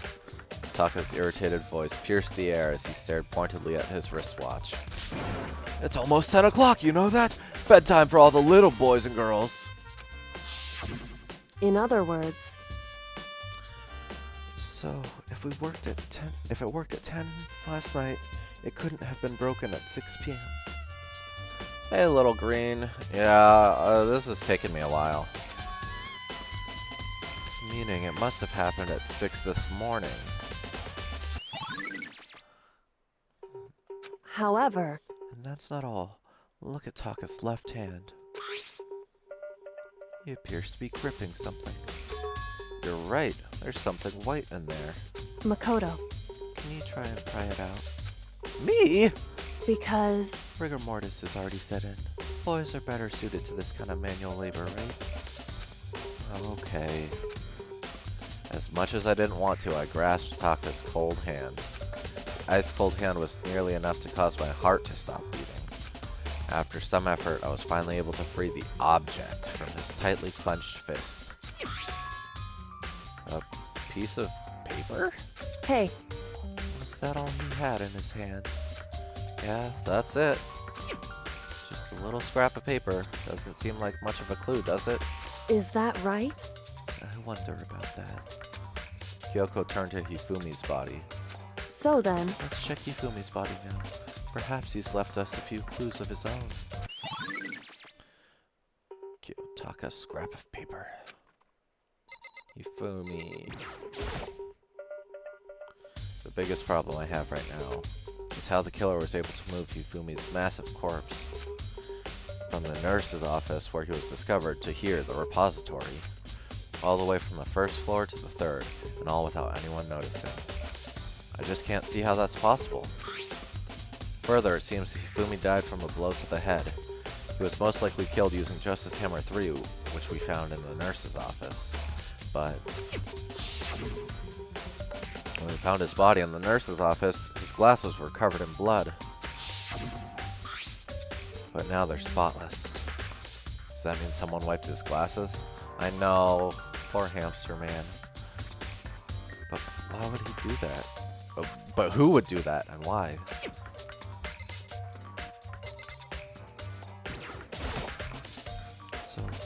Oh wait, so, did you find anything? Indeed. I did. More than I expected, to be honest. Look at this. A wad of paper? That's right. Hifumi had it hidden on him. Hidden? Indeed. He'd stuffed it into his pants, so I can only assume he'd hidden it on purpose, you see? In his pants? Wait, so you... Why is that? It was just his pants, not like his socks or something. I don't know what that means. Hey. Anyway, let's take a look at that paper. Go ahead, Makoto. Open it up. When I think of how it was stuffed down his pants, it's like... It better be important, Hifumi, or I'll never forgive you for this. I found a hole maybe we can use to escape. Monokuma can't find out, so don't tell anyone else for now. Let's meet in the equipment room at 6 a.m. A note? Yep. Oh, 6 a.m. So... That's different than what Hiro said. He said 1 a.m., I thought. And in the rec room. That sounds very familiar. That's it. It's the same thing Hiro said. And he was telling us the truth. However... Although, it's not exactly the same, is it? Yeah. Last night, someone slipped a weird note under my door. And here's what it said. I found a hole maybe we can use to escape. Monokuma can't find out, so don't tell anyone else for now. Let's meet in the rec room at 1 a.m. The time is different. And the place. Hiro told us that his note said to meet him at 1 a.m. But this note they wrote to Hifumi asked him to meet at 6 a.m. Is that right? Hold on. Just because Hifumi had the note doesn't mean it was meant for him. Huh? So... Part of it has been torn off, right? I think there's likely some meaning there. There's some meaning to part of it being ripped? Could you maybe explain it a little bit more? He grabbed it. It was for someone else. They tried to take it back. Ripped off a little piece. And you found it in Taka's hand. Carefully. Hey, Why would he have been clutching that scrap of paper so tightly? I have no idea. so then, What if it wasn't just a scrap of paper when he was holding it? What if it was something more important? And how would something so important like that become a mere scrap of paper? That's what you need to answer. Yeah, look at the back. The note Hifumi had. hey, And while we're at it, I should tell you one other thing. The two victims this time definitely had their e-handbooks on them. So the handbooks have nothing to do with how the murders were carried out.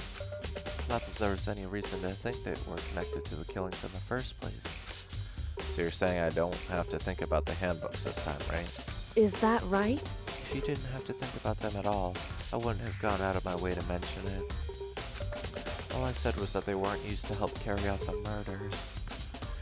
There may have come a point, however, where a handbook may play a role. A handbook may play a role?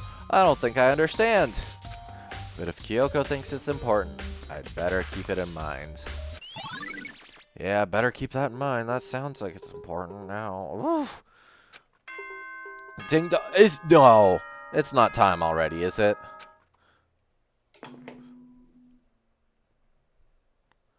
Are you excited? Are you pumped? It's time for the class trial to begin! Like the bright burst of fireworks, like the flash of a soul clashing with life and death. Wow, this totally sounds like a Soul Calibur intro right now. Like the burst of fireworks, like the flash of a soul clashing with life and death. And so, Two warriors no enter further the stage ado, of history. Everyone, please meet at the usual spot. Make your way to the red door on the first floor of the school. All right. See you soon. It would seem... It's unfortunate, but I suppose this is where our investigation comes to an end. You'll have to figure out the rest for yourself and come to the proper conclusion. Yeah, you're right. Shall we go? Well, we better get going. Okay. Okay. Welp, here goes. Trial number 3. Everyone had heard Monokuma's proclamation, and they were gathered by the red door. As soon as we're all there... Monokuma appears! What? Hello! Hello! Hello! He's multiplied? Wrong. Nope, not multiplication. It just looks that way because of an illusion. I'm moving so fast it only looks like I've multiplied. Monokuma used double team. Can you guys tell which one of us is the real Monokuma? No. Can we just get on the elevator already? Boy, tough crowd. You're not playing along. Along. Stop talking. We're not here to play with you. Okay. Okay, fine. Hey! And if everyone's here and ready to go, please board the pain train, elevator. I'll see you guys down there. Let's go. Okay then, shall we? Hold on. I'm not mentally prepared yet. What the heck? You'll never be mentally prepared. You can't run away anymore, Hero. You're gonna pay for your sins. What the heck? I told you already. I didn't do it. For serious. That reminds me. Oh wait, that reminds me. Did you ever find the other costume or the note?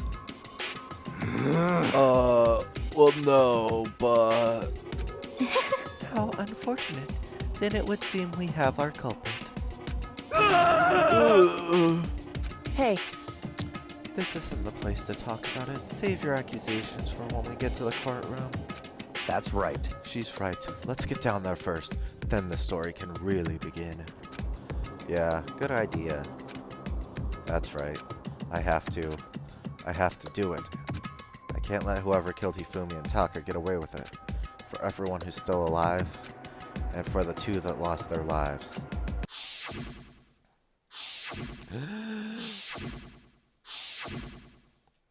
The one who killed Hifumi and Taka.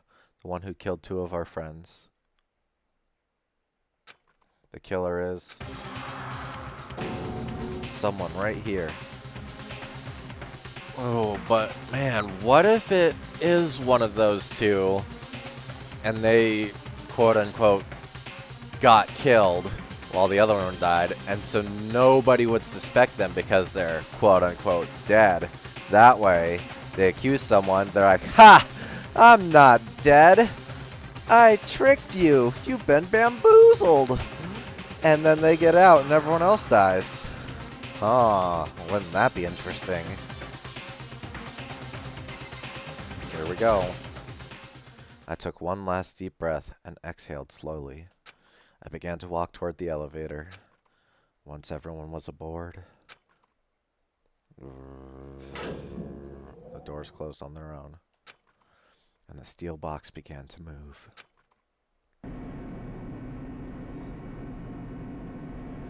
The clunking of the elevator kept us company as we fell further and further down. There was no going back. Until we settled all this, we couldn't go anywhere. I'm not sure how long it was before the elevator finally came to a stop. The elevator doors slid open, opening up into a cruel fate.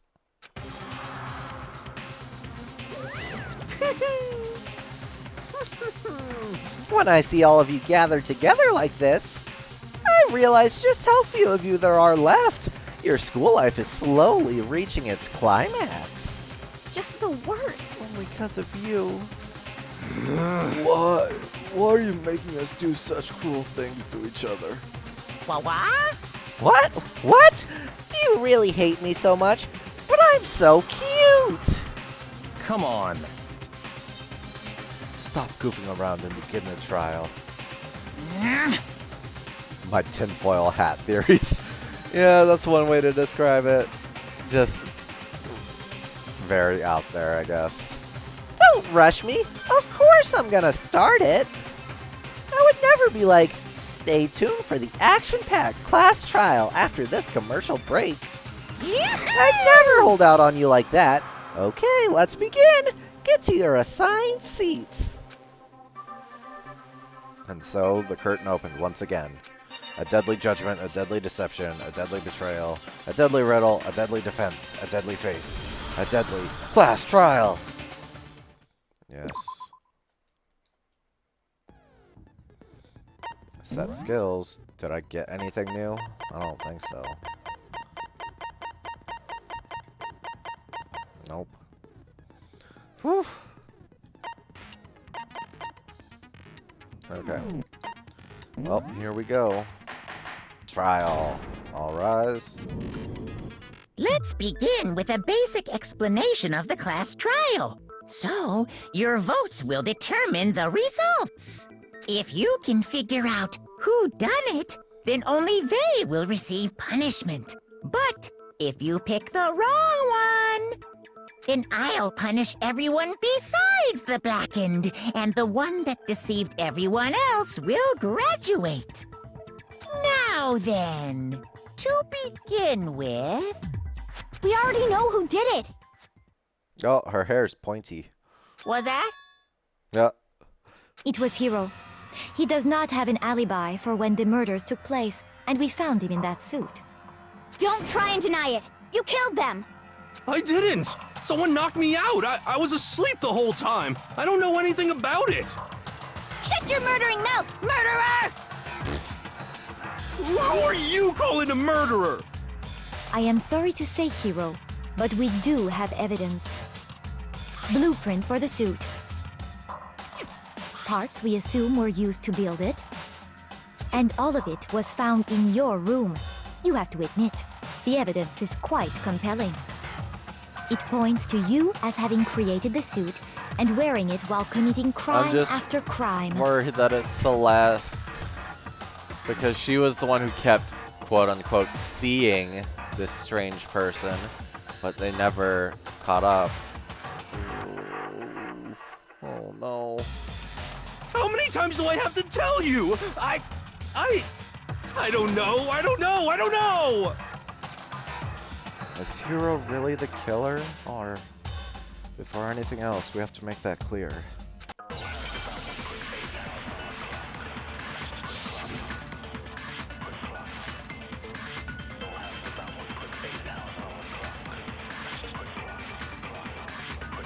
Everything we found in your room.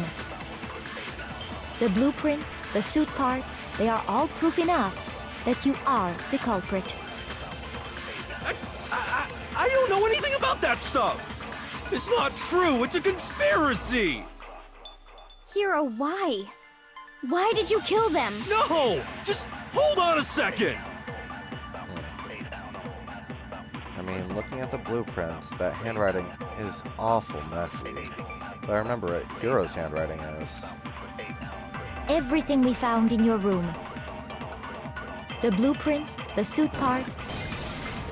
No, that's wrong. Hold it!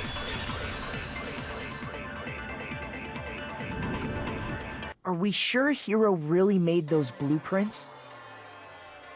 What do you mean? Well, take a look at this. It's the note that Hiro wrote, asking everyone to meet up after Alter Ego disappeared. The handwriting's obviously different, wouldn't you say? When you compare it to the blueprints. That's still nicer than my handwriting. Oh god, my handwriting sucks. There's no way you could think the same person made both of them. And that handwriting looks like it was done by an elementary school kid. Oh my god, my handwriting is terrible.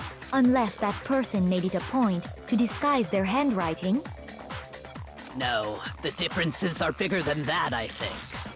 Come on! I'm not smart enough to think of trying to change my handwriting anyway. So Makoto, are you saying you don't think Hiro's the culprit? And he's not the only one. I think Hiro's innocent as well. I know, right? Like, it's supposed to be a secret, and he's just like, hey, Alter Ego. What?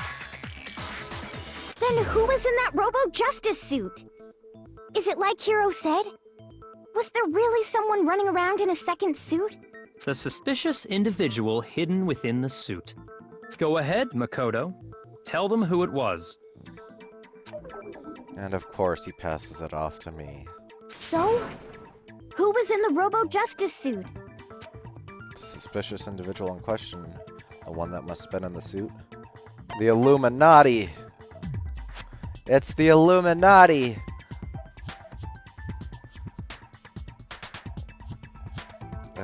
I mean, it has to be Hiro. I got it!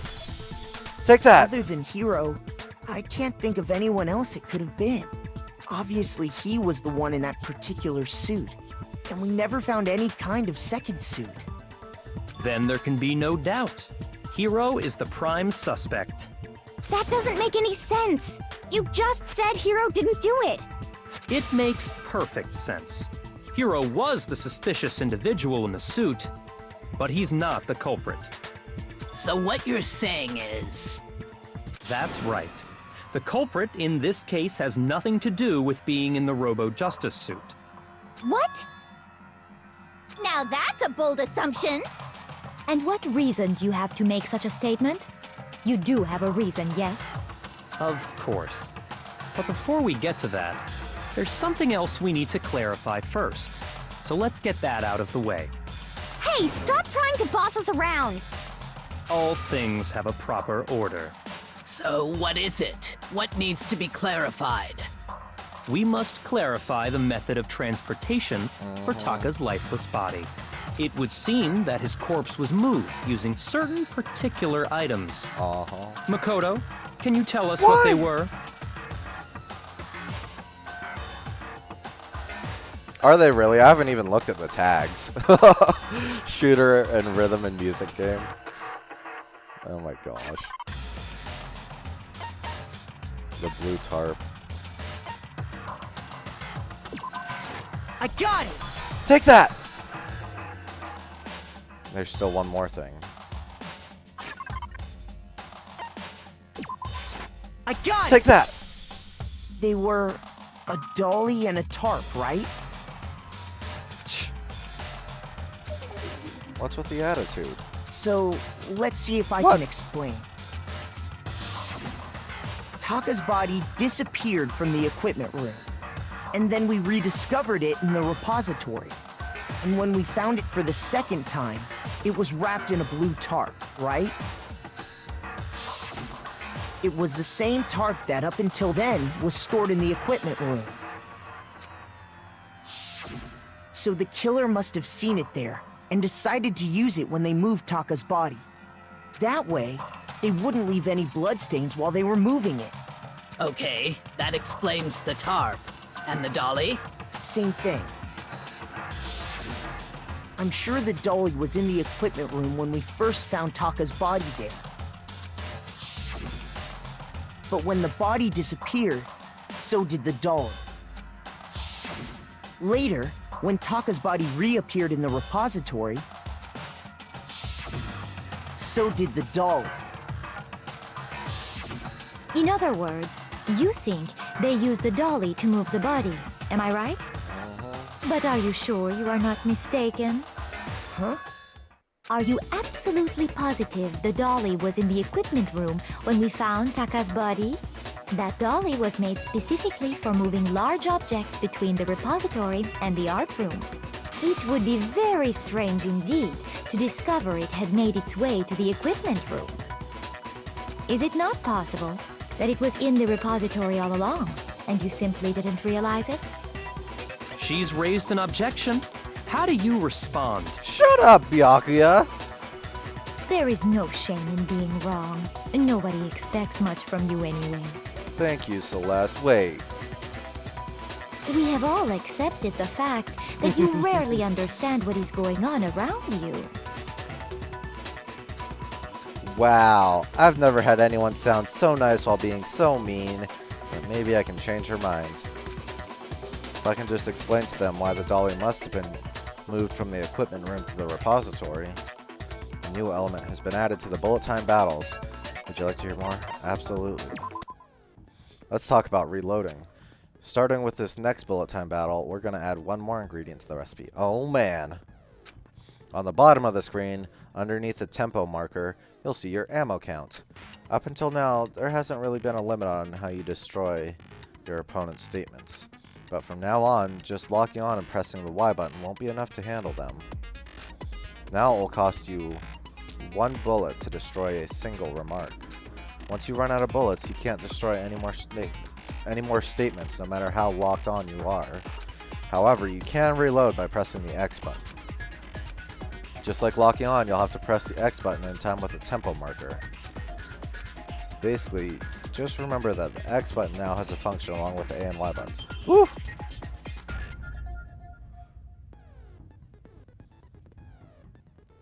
Gotcha. Danganronpa abridged. If anything, I'll wait until I finish the first, this whole game before watching that. But good to keep in mind, for sure. You will automatically reload at the start of fever time, and your ammo will not decrease. Oh, but if your action difficulty is set to gentle, you won't have to reload at all. In which case, you can ignore everything I just said. Well then, good luck and have fun.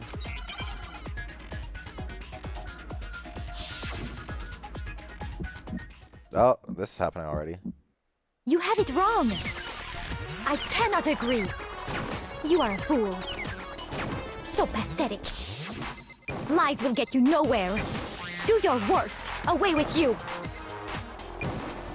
You miserable wretch! I cannot agree. You are a fool. Lies will get you nowhere. Do your worst, you miserable wretch. You have it wrong. I cannot agree. You are a fool. So pathetic. I cannot agree. This should prove it. Take that!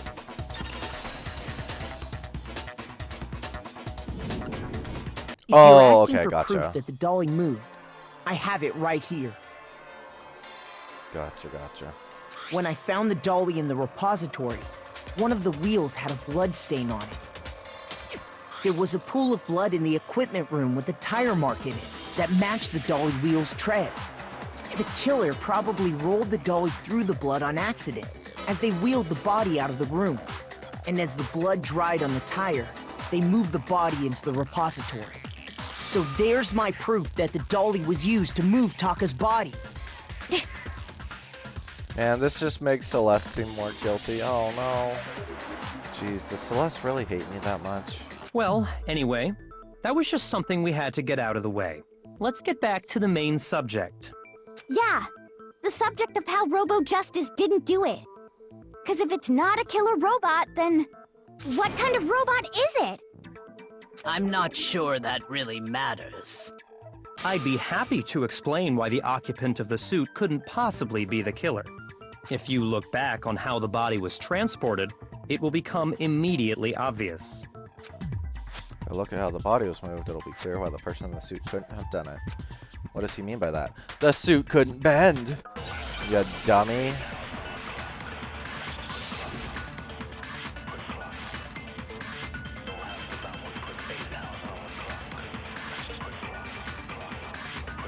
As we know, Taka was killed in the equipment room. And from there, the body was moved to the repository, correct? Yeah, the culprit wrapped the body in the tarp, then loaded it onto the dolly and wheeled it off, right? Probably that's Now, keep in mind that the dolly doesn't have a handle. Or that. Well, yeah, but even without a handle, all you'd have to do is bend over. That's it right there. No, that's wrong. Hold it! Objection! Which one should I say? I'll say objection. Objection! You're absolutely right that you could push a dolly without a handle if you stoop down low. I know, right? That's what I was saying. Like, just one foot, kick it forward a little bit, step forward. Keep doing that over and over. I mean, the Robo Justice had bigger feet than normal because it was a costume. But if you were wearing that suit, do you think you could actually get into a position like that? What do you mean? Think back to what you said when we were all checking out the suit together. Remember? I'm blind as a bat in here. Can't see my feet at all. I'm surprised you got anyone in this thing. I'm telling you, it wasn't me. And not to mention, he totally can't bend at the waist. Seems like a pretty obvious oversight. When you're in that suit, not only can you not see your feet, but you can't even bend at the waist. Am I right about that? Now that you mention it, yeah. It seems like it'd be awfully hard to push that dolly if you couldn't bend over. Well, what's to stop you from simply pushing the dolly with your feet? When you can't even see your feet? You really think someone could kick the dolly all that way? Yeah, it'd be totally impossible. Not that I can say for sure myself.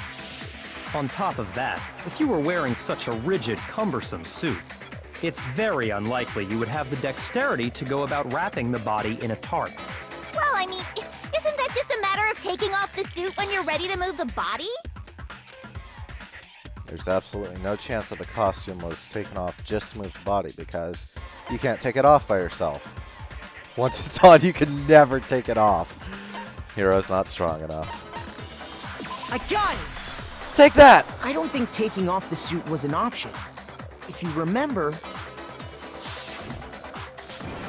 I don't know what's up with this thing, but I can't actually get it off. Little help? Why would you make something that you can't take off by yourself? I didn't make the stupid friggin' thing. There's a clasp on the back that's keeping you from getting it off. It looks pretty sturdy. I don't think you can get it off on your own. They don't really have a choice. Let's help him. That's true. It seems impossible to put the suit on or take it off without help. Then, you really can't take it off by yourself? Hiro wasn't just making it up? Of course I wasn't making it up. If he could have gotten it off by himself, I don't think he would have let us see him wearing it. Showing up in the suit was basically an invitation for everyone to suspect it. Yeah, that's right! So, it's really, really true that Robo Justice couldn't have moved the dolly? To be clear, whoever did move the body, it couldn't have been Hiro in the robot suit, correct? No, wait. Just a second, if you please. Have you forgotten about the picture that I took? See, and this, like, she's the only one who's seen any of it, so it seems like it's her trying to set this up. Oh. And, oh, that explains why Hifumi's dead too. She had him go along to help with this, all this, because he would have done anything for her. Oh. Oh, and then she killed him too. Or had him die. Or whatever, however it happened. Oh no, Celeste is gonna die now. You all got a good look at it, did you not? The image of Hifumi being dragged away by Robo Justice? If whoever was in that suit is not the culprit, how do you explain that? Besides, do you remember what the now deceased Hifumi said? And she told him to say that. Oh, Hifumi, you sacrificed your life for her! How did you get hurt? That guy hit me. What guy? Robo Justice. That's what I decided to call him just now. Just now, but the blueprint said Robo Justice. It was probably Hifumi's writing. Oh man, poor Hifumi getting taken advantage of. So long as those facts exist, the proper conclusion is beyond question. The individual inside the suit and the culprit are one and the same. It was Hiro, without a doubt. Yeah, that's gotta be right. Hold on a second! It's still far too early to reach that conclusion. Besides, there's no hurry to decide who did it. Before we rush to a verdict, shouldn't we explore every single possibility? Instead of seizing on one viewpoint, the truth is uncovered by analyzing things from every angle. Perhaps, but where do we go from here? Let's review this series of unfortunate events from the beginning. Maybe we'll uncover something new. What a pain in the ass! I don't disagree, but our lives are on the line. If this is what it takes, we have to do it. Plus, maybe we'll get to find out where the heck Kyoko was when everything went down. All right then, let's take another look back at what happened. I suppose we could start with this morning. 4 of us gathered together in the dining hall. Makoto, Hina, Kyoko, and myself. How many times during this case are they gonna flash back to this whole case? Just curious. Like, this is the 3rd or 4th time I feel like that they're going over the events. Like, this isn't an anime. You don't need so much filler. We waited there for quite a while, but nobody else showed up. The whole so series. we went to look for everyone. That was around 8 a.m. And as soon as we split up, Kyoko went missing. Like, I guess if you're playing it in pretty short segments, having these recaps would be helpful, but I mean, it's not even that long. It's been 2 hours, and I feel like I've heard this 3 times today. Yeah. Soon after that, Hina found Celeste in the rec room and quickly came to get Makoto and me. It seems I was unconscious for about an hour after I was attacked by my mystery assailant. I know it was an hour because I remember being attacked a little after 7. That was when we saw Celeste's picture and discovered that her assailant had been wearing a strange costume. As it turns out, it was Robo Justice. It also soon became clear that this same Robo Justice had abducted Hifumi. We were soon joined in our search by Byakuya and Toko, and then went on to find Hifumi in the library.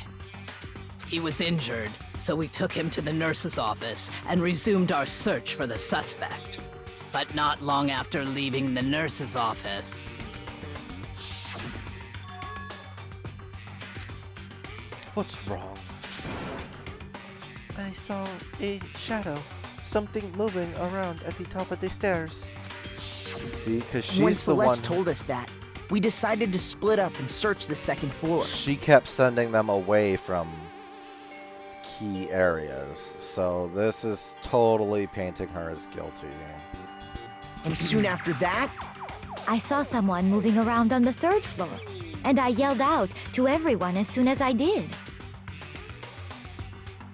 I guess is so much cooler. I mean, okay, I like Celeste. I don't want her to be the guilty one. But I guess is like, she's a good girl. She's a good C's member.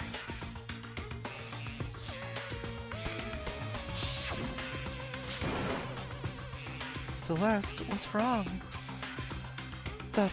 This is, okay, how many times this exact scene right here? That was a rather intense scream for someone like you. Like, I feel like this is the 4th time today seeing this.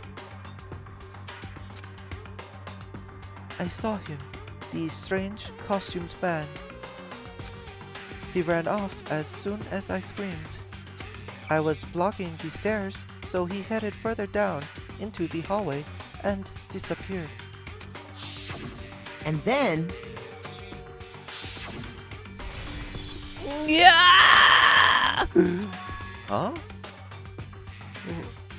What was that? That came from downstairs. It must have been... Hifumi. He's in the nurse's office. This is bad. Come on, we have to go back. At that point, we decided to divide up into 2 groups. Celeste, Hina, and I went back to the nurse's office, while Sakura, Byakuya, and Toko chased after the suspect. When we got back to the nurse's office, we found Hifumi, dead. And that's when we heard the body discovery announcement. I left Celeste and Hina there and headed back to the 3rd floor to let the others know what had happened. Meanwhile, we had just discovered Taka's body in the equipment room. We must have found both bodies at almost exactly the same time, because we heard the same announcement not long after we discovered his body. And that's when I told you guys about Hifumi. Then the 3 of us headed for the nurse's office. But right after we left the physics lab, we ran into Celeste, who'd arrived after us. And she told us something very surprising. Hifumi's body has disappeared. We rushed back to the nurse's office and saw that she was right. Then we remembered we'd left Toko passed out in the equipment room, so we hurried back again. This can't be happening. Are we hallucinating all this or something?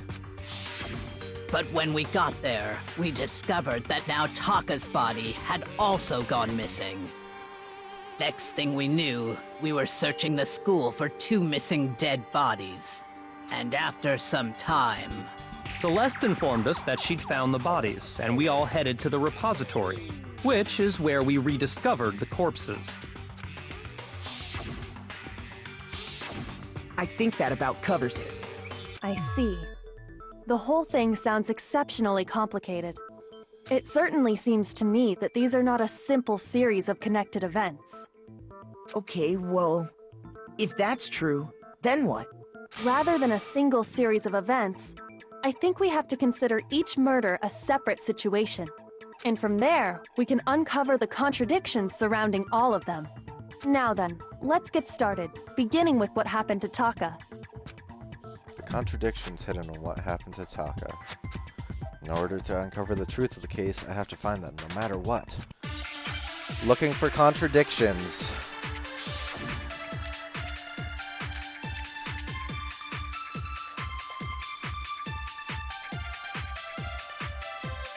So, regarding Taka's death, I wonder if he died before Hifumi, or perhaps it was after?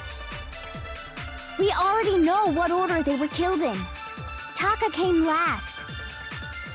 What makes you say that? Because of the numbering of the Justice Hammers. It's true that Hifumi was killed with Justice Hammer 3, while Taka's death came from a swing of Justice Hammer 4. See? So it's obvious Taka came after. The Justice Hammers were numbered, but were they really used in that order?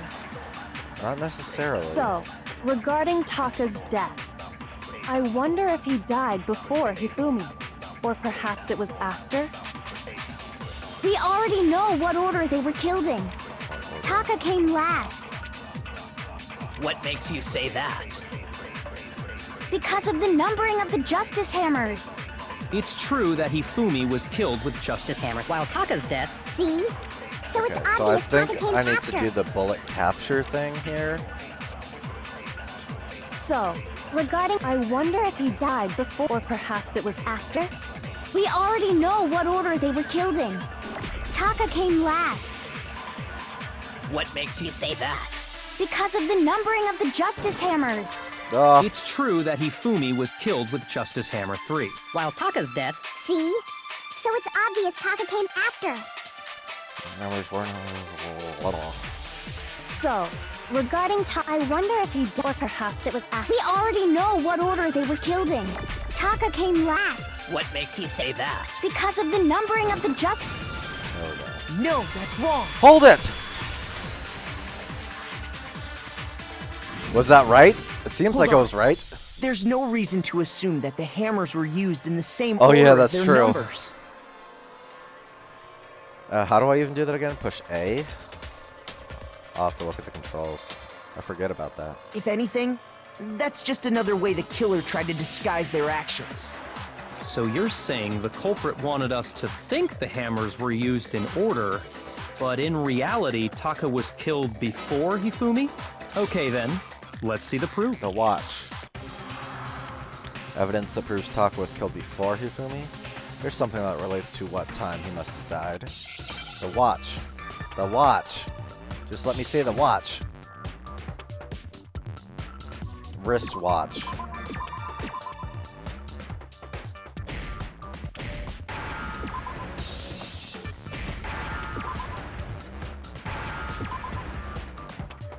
Where's my A? There we go. T, C, H. Now I understand. Take that! I've got it. Taka's wristwatch.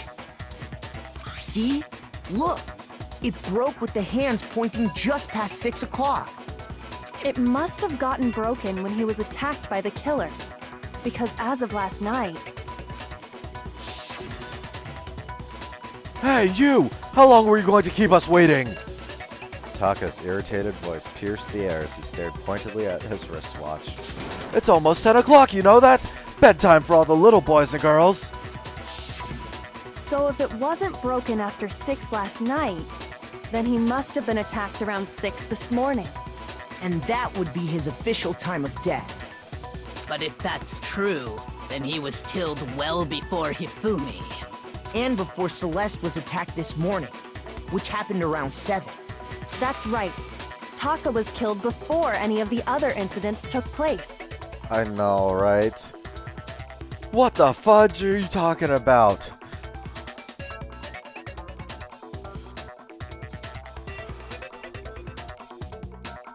That simple fact slipped past all of us. We made the wrong assumption about the order of events, all because of those justice hammers. That's exactly why the culprit wrote the numbers on each hammer and had them increase in size. That way, when we saw how they were used in each incident, we'd easily make that wrong assumption. Now, if Taka was killed around 6, then everyone's alibis for his murder go out the window. Because when he was killed, we hadn't met up in the dining hall yet. That may be true in the case of Taka's murder. Frick you! But all of our alibis still hold true for Hifumi's death. That's right. With him, at least, we're all safe. Yeah! Huh? What was that? That came from downstairs. It must have been Hifumi. He's in the nurse's office. This is bad. Come on, we have to go back. When we heard Hifumi screaming, we were all together. Except for Hiro and Kyoko.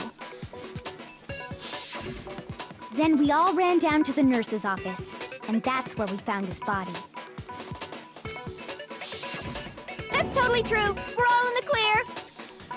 So now I'm thinking he hit himself, pretended to be dead because of Celeste's orders. Then when it was clear Celeste got Hina out of the room, he cleaned off his glasses so he could see, walked up to the new spot, and planted himself there to give his dying message. Oh, I know! They must have recorded him screaming on a tape or something, then played it later on! If that's true, where's the tape? I don't know. Dude, Hiro, you're so dumb! Don't just go making stuff up! Anyway, we all have rock-solid alibis for when we heard Hifumi scream. Since all of us were there together, clearly none of us could have killed him. And it does not stop there. There was also the moment when we discovered his body had disappeared. When his body vanished from the nurse's office, Hina and I were in the bathroom together, while everyone else was in the equipment room, correct? You're right, little green. Rock solid like her abs. And then there's the disappearance of Taka's body from the equipment room. At that time, we were all gathered together in the nurse's office because of Hifumi going missing. Well, don't forget, I was passed out in the equipment room the whole time. Wait, then what if Genocide Jill did it? She could have dragged Taka's body out of there right then! She just said she was passed out. It was Hifumi going up, because when he went missing, she had him go up, move the body. That's why it wasn't done like totally clean. There was the rolling through the blood, because he was pretty out of it from bleeding out of his head. Even if she could pull that off, there's no way she could have done the same with Hifumi's body. Because, as we just established, she was passed out in the equipment room when his body disappeared. Besides, I didn't do either of them anyway. In other words, it is impossible that any of us could have killed Hifumi or moved either of their bodies. On the other hand, Hiro and Kyoko had disappeared, so they most certainly could have done those things. So what now, Kyoko? For now, we can't get fixated on who did it, or we'll just keep going around in circles. So instead of who, I propose we start talking about how. Yes. In particular, I think we need to figure out how Hifumi's body got moved. I'm telling you, he moved himself. That's true. We searched everywhere, but we couldn't figure out how to explain his body disappearing. And according to what Celeste said, we could not have been gone for more than a minute or two, though.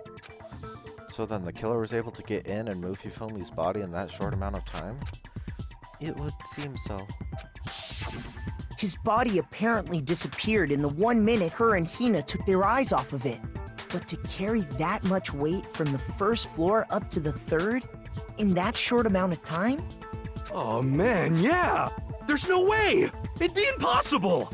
Well, what if I told you there was a way to make the impossible possible? And here it comes. What? How?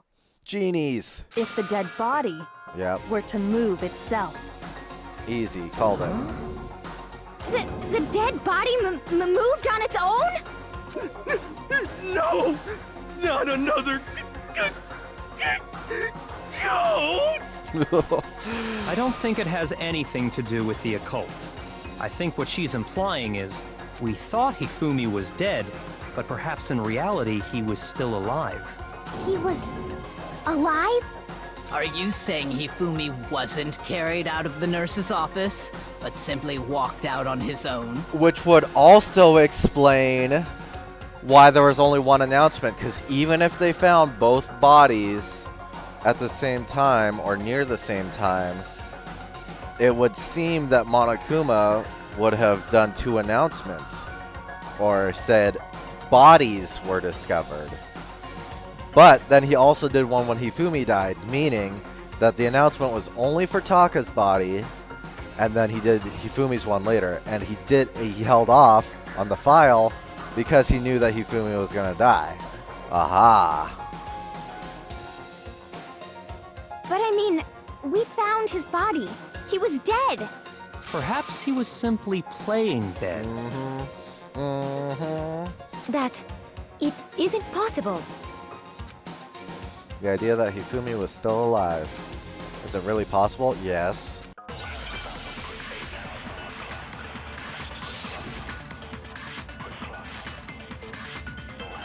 Broken wristwatch. Are you saying that when we first found Hifumi in the nurse's office, there's a chance he was actually still alive? No, it is impossible.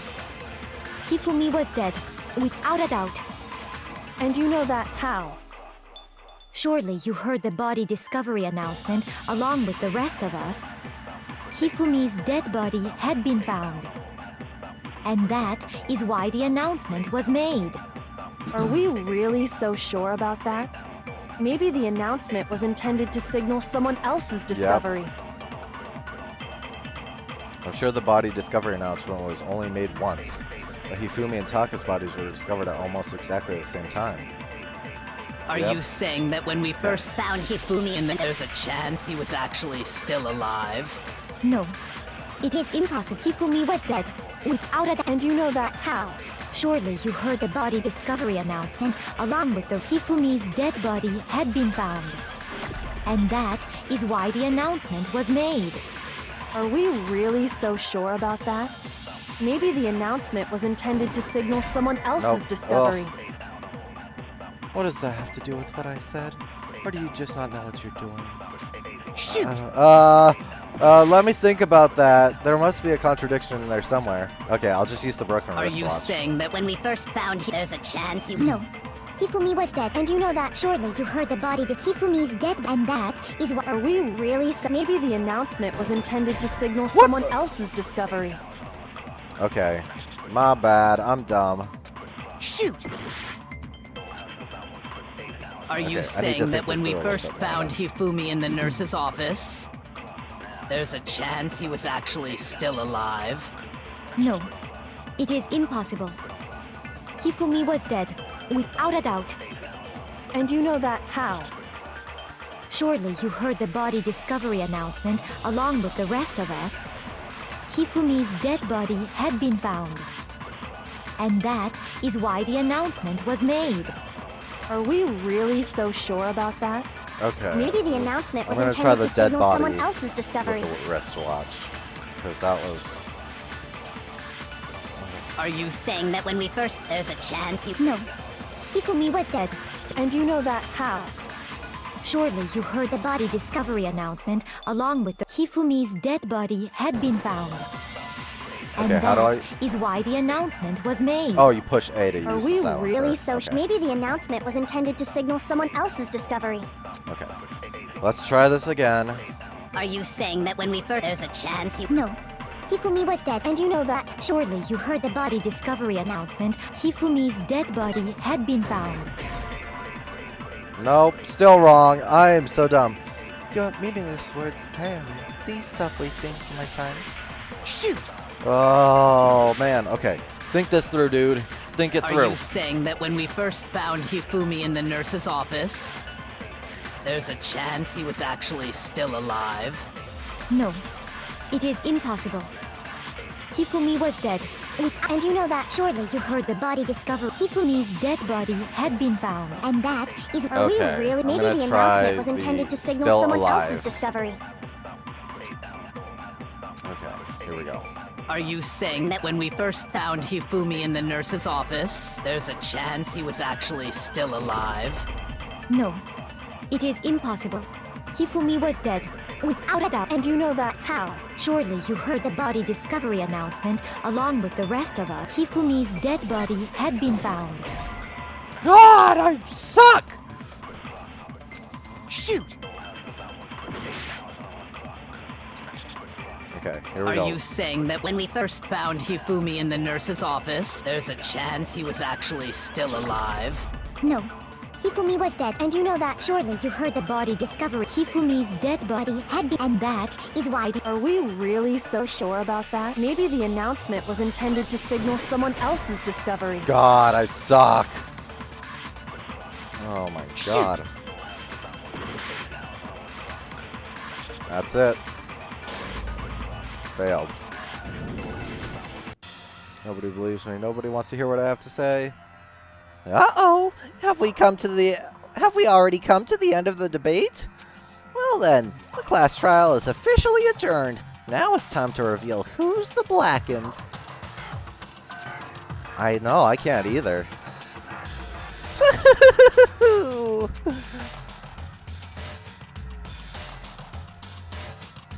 It would appear that the one with the most votes is Makoto. However, Makoto is not the blackened. Too bad. Looks like the real killer gets to graduate. Congratulations to them. On the other hand, everyone else must now be punished. Is this really the end for all of us? What do you say? Want to give it another shot? Obviously. I refuse to give up. I can't give up now. Ah! My heart! Okay. Come on, self. Stop sucking at this. Broken wristwatch. Are you saying that when we first found Hifumi in the nurse's office, there's a chance he was actually still alive? Hold on, let me look at help. Oh. Controls. Select truth bullet. Concentrate. Silencer. Aim. No, it is impossible. Hifumi was dead, without a doubt. And you know that how? Surely you heard the body discovery announcement along with the rest of us. Hifumi's dead body had been found. And that is why the announcement was made. Are we really so sure about that? Maybe the announcement was intended to signal someone else's discovery. See, I feel like saying the broken wristwatch there should be what does it, but... Are you saying that when we first found Hifumi in the nurse's office, there's a chance he was actually still alive? No, it is impossible. Hifumi was dead, without a doubt. And you know that how? Surely you heard the body discovery announcement along with the rest of us. Hifumi's dead body had been found. And that is why the announcement was made. Did I try Are the we broken really wristwatch so there sure already? about that? Maybe the announcement was intended to signal someone else's discovery. Okay, I can't remember if I tried it on that stage. Are you already. saying that when we first found there's a chance he was actually still alive? No, it is impossible. Hifumi was dead. And you know that how? Surely you heard the body discovery announcement along with the Hifumi's dead body had been found. Nope, okay, I'm pretty sure I did try that. Ugh. Shoot! Yeah, have I met my match? Are you saying that when we first found Hifumi in the there's a chance he was actually still alive? Okay, I'm just trying it on everything now. Maybe you have some idea, but I don't understand at all. Shoot! Ugh, gosh. Okay, so I have to capture something. and shoot it Are at something you else. saying that when we first found Hifumi in the But nurse's it's so office, dumb that I have to have a there's certain a chance order. he was actually still 'Cause alive? I feel like I probably did the correct No. thing. It is impossible. Just Hifumi at the was wrong dead, time. without a doubt. And you know that shortly you heard the body discovery and now Hifumi's dead body had been found. And that is why the announcement was made. Are we really Pretty so sure strong? about that? Dang. Maybe the announcement was intended to signal someone else's discovery.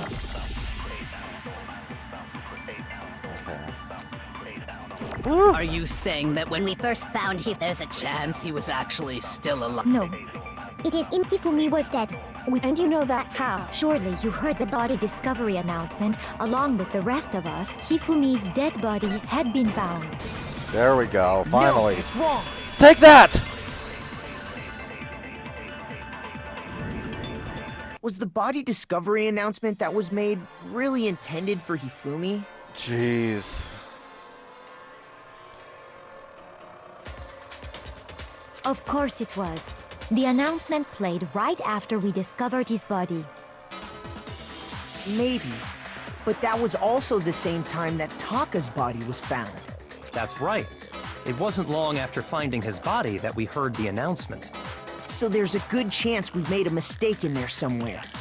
I think we've confused whether the announcement was for Hifumi or Taka. First of all, if 2 bodies had been found, there really should have been 2 announcements. Maybe Monokuma simply got lazy and rolled them together into one. What do you say, Monokuma? Any comment? Well, it's a very sensitive issue, so I can't go into too much detail. But what I can say about the body discovery announcement is that it's only broadcast when 3 or more people find a dead body for the first time. Yep. That didn't answer our question, man. We're asking if you're a lazy bum. Which is why it was announced. See, he just said, though, it's only made when a body is found by 3 or more people for the first time. So there would have been no reason for it to be announced when you found the bodies again. No, actually, that was plenty. See, he gets it. This smug asshole gets it. Huh? He said it's only broadcast when a body is discovered for the first time, which even if we find the same body again later, he won't make the announcement again. If that's true, then why was the announcement made again later on? Huh? Later on? Exactly. We heard the body discovery announcement twice. The second body discovery announcement. The first time it played when we found each body in the nurse's office and the equipment room. And the second time was when both bodies were rediscovered, just after Hifumi came back to life. Well, it was after both bodies were rediscovered.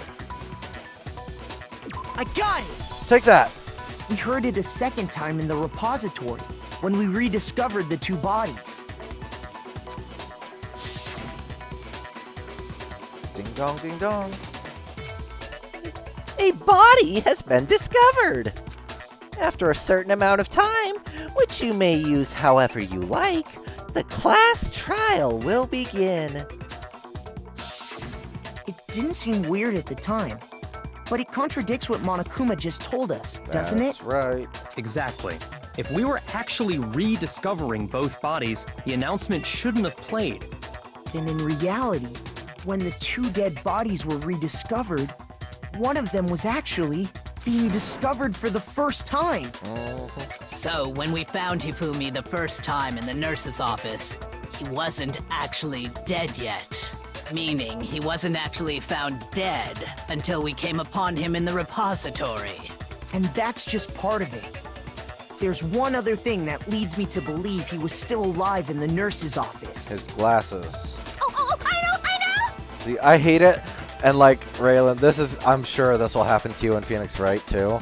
Like, you kind of know the direction you're going for trying to solve something, but you don't know how to get there through the methods that they give you. Like, I knew what I had to do, I just didn't know what statements I had to connect, which is frustrating.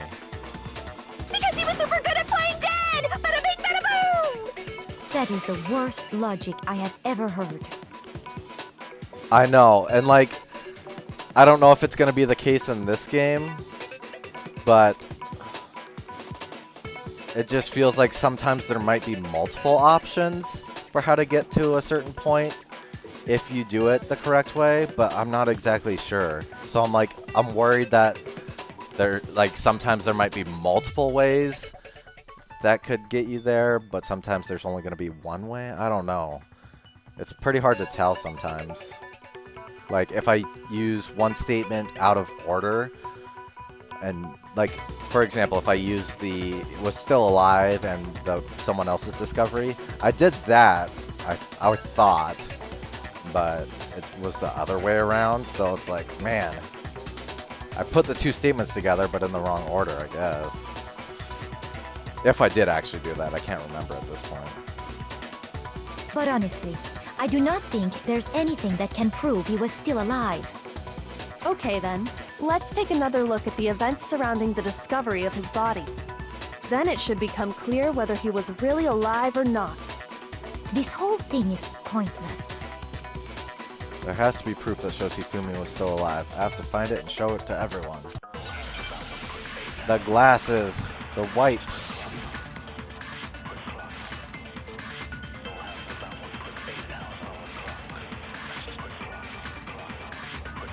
Well, here's one thing we do know. The first time we found Hifumi's body was in the nurse's office. And then, while me and Celeste were in the bathroom, his body disappeared. And the next time we saw his body, it was in the repository. But when you compare his body before being moved and his body after being moved, other than the change in how it was positioned... Wait, what? Oh, she was probably going to say something like nothing was different.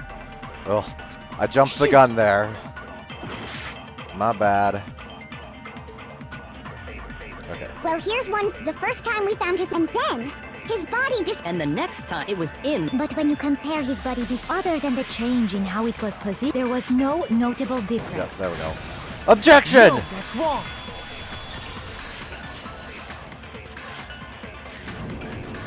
In fact, there was one clear difference between Hifumi in the nurse's office and the repository. His glasses. That fact alone proves that he was only playing dead in the beginning. Perhaps you'd like to fill the rest of us in? When we found Hifumi in the nurse's office, his glasses were covered with blood.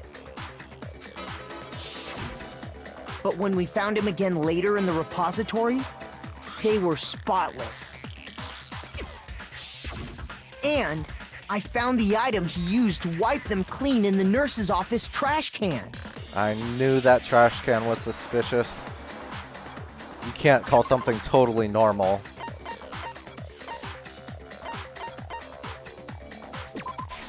I got it! Take that! It was a glasses cleaning cloth featuring a certain cartoon mascot. One look at the bloodstain on the cloth should make things clear. This piece of cloth was used to wipe Hifumi's glasses clean. And the mascot on the cloth is the same one that's on the digital camera, right? And whose digital camera was it? Hifumi's, of course. The character was Princess Piggles from Demon Angel Pretty Pudgy Princess, I think. I highly doubt anyone but Hifumi would have brought something like this to school. I see your point. And the only people here who wear glasses are... I wouldn't be caught dead using a tacky piece of garbage like that. A few tissues is all I need to keep my glasses clean. Then there's no question. Yep. It belonged to Hifumi. So what you're saying is... what exactly? What I'm saying is, the blood on his glasses was wiped away using his own glasses cleaning cloth. Even if that is true, it does not mean he wiped the blood off himself. But who would benefit from a clean pair of glasses other than the glasses owner? That's right. That's a good point. Then it must have been him, right?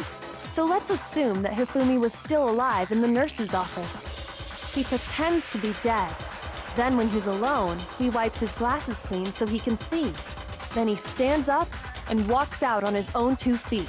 And with that, the impossible task of moving his copious corpse becomes possible, wouldn't you say? But then, if he was just pretending to be dead, what was with all that blood? Was it paint or something? The fridge in the nurse's office contains packs of blood for emergencies. He probably used one of those. That makes sense now. He figured if he was gonna play dead, he should go all out, so he just dumped it everywhere! But he got crazy with it and had to wipe his glasses off when he was done! God, what an idiot! And if Hifumi was still alive at that point, the disappearance of Taka's body is easily explained. It should be perfectly obvious who must have moved Taka's corpse. Yep. One who moved. It was Taka himself. He was faking too the whole time.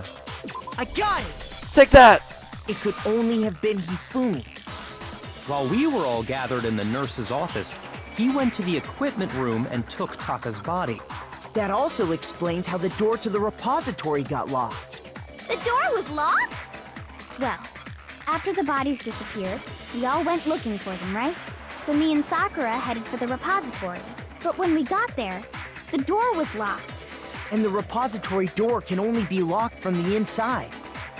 Which means when Hina and Sakura got to the repository, someone was already inside. And it could only have been Hifumi, who just finished stashing Taka's body there. He convinced us all he was dead, and when he saw his chance, he dragged Taka's body to the repository. So, Hifumi wasn't just another victim in this case. He was one of the assailants. But that means he took part in the murders. I just can't believe it. If you're having trouble, would you like me to show you one more piece of evidence? There's more? Oh, absolutely. The single biggest fact pointing to his involvement has yet to be revealed. You know what I'm talking about, right, Makoto? The item he took off of Taka's lifeless body? The piece of note paper.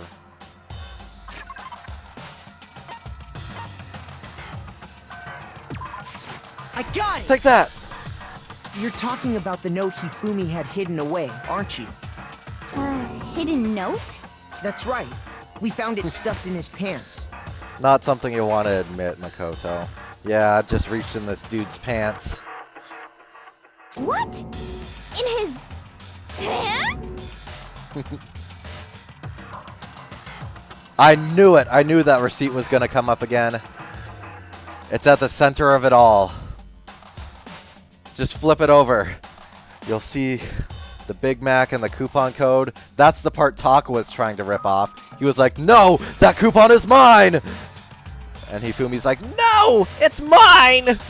You'll never get my free Big Mac! Like, you can take the apple pie! I just need that Big Mac! I don't want their apple pie! Yes, his pants. Okay, well, forget about the pants for now. Take a look at what the note says. Imagine not dying over McDonald's.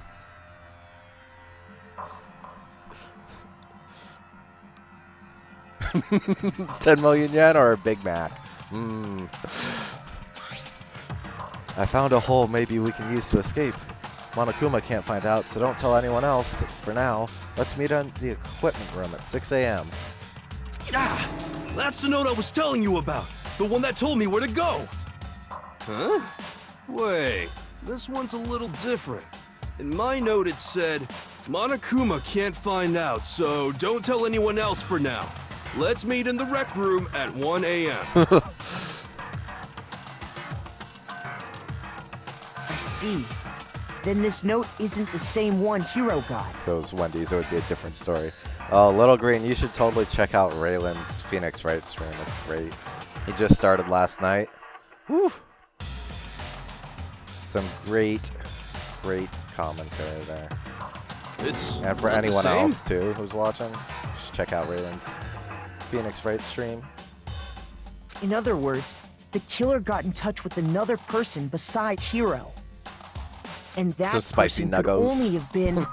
Hifumi's pants! I knew it! It was me. I'm the killer.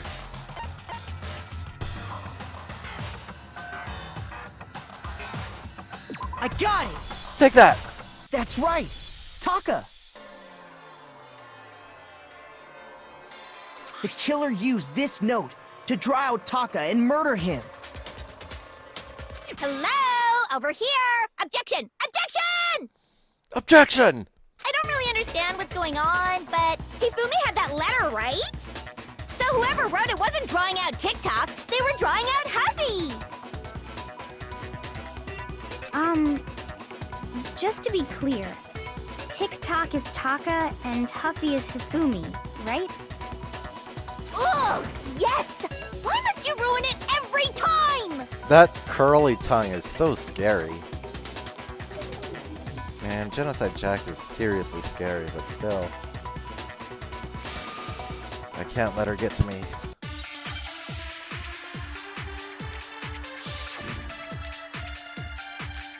Broken wristwatch, Hifumi's glasses, cleaning cloth.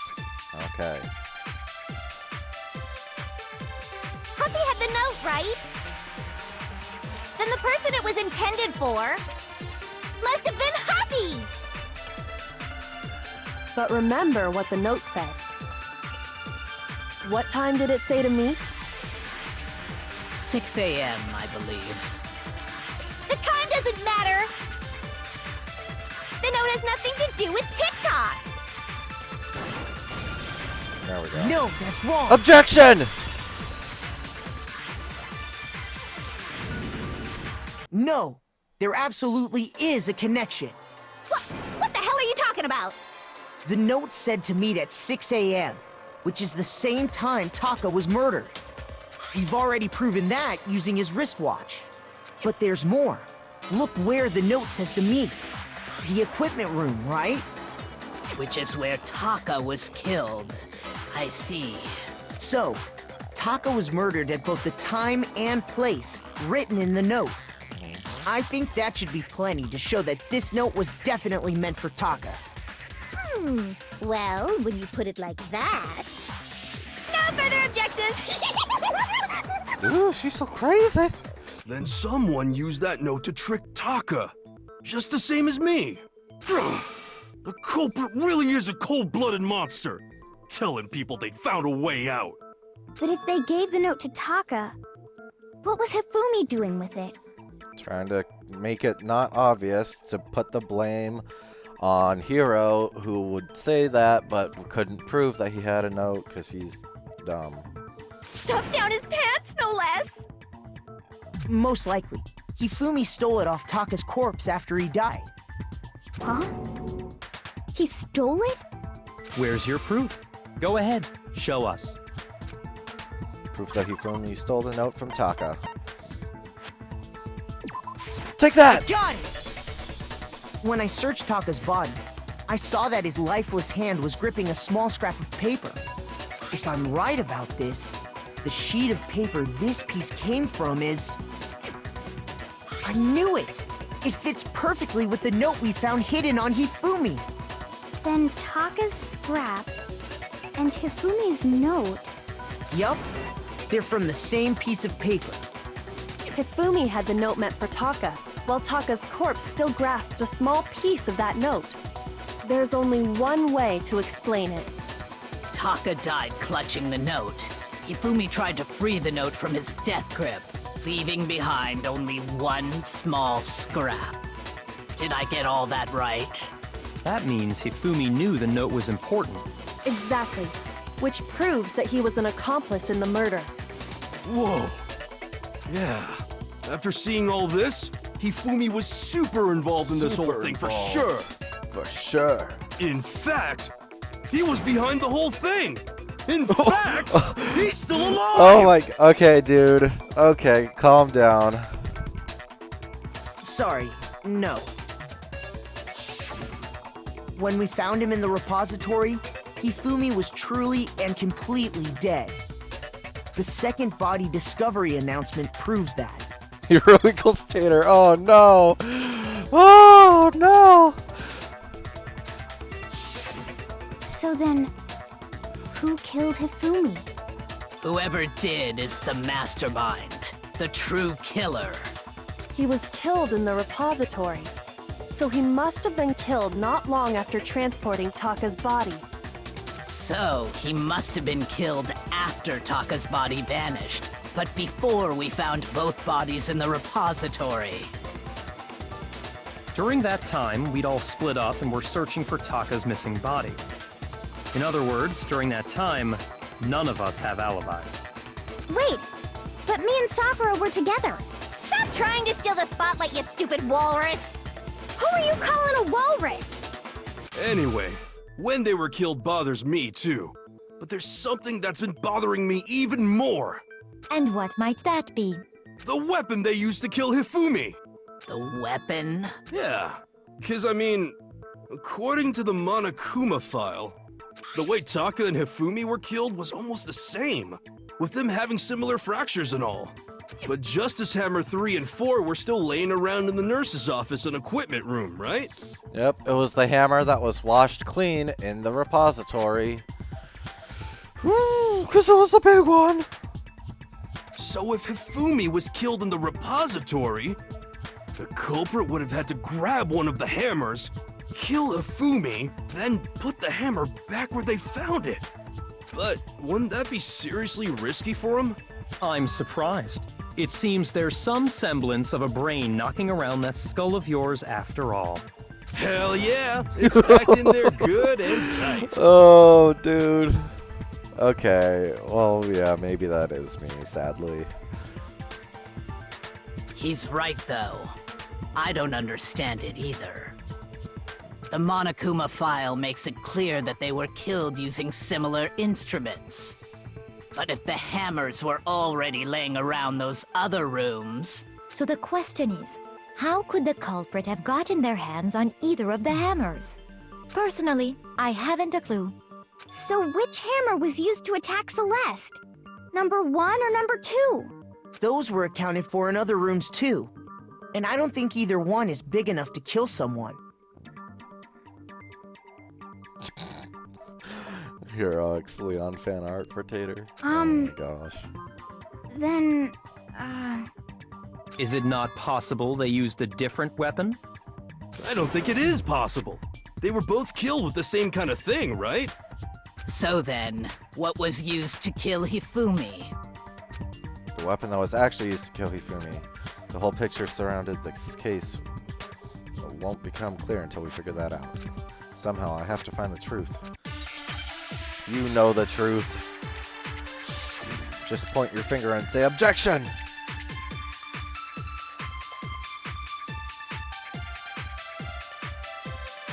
What was used to kill Hifumi? Okay. I got eager to shoot that bullet out. Shoot!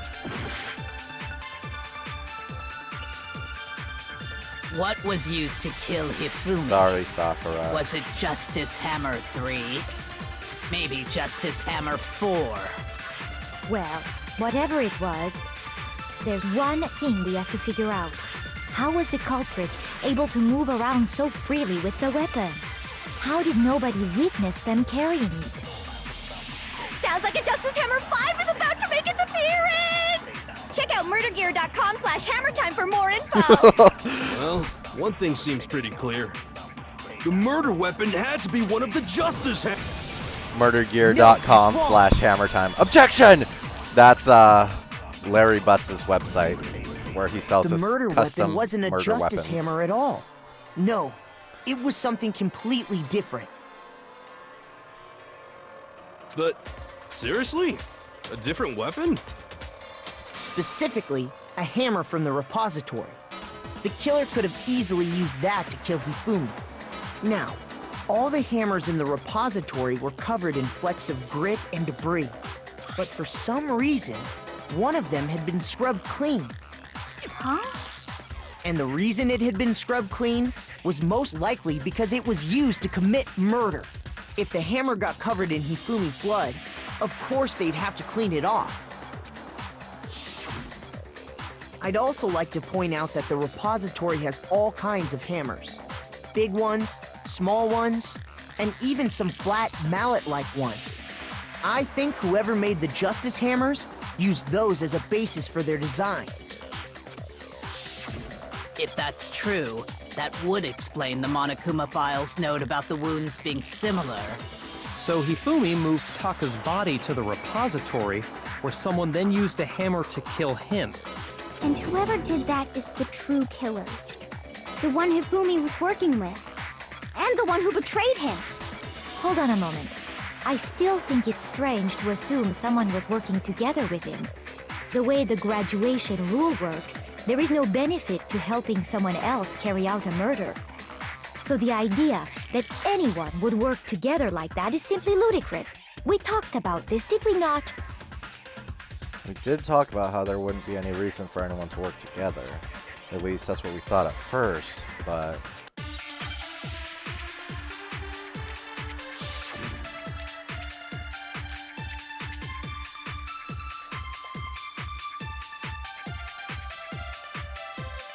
Based on the rules that have been laid out for us, even if more than one person is complicit in the murder, only the one who actually carried out the act can graduate and survive.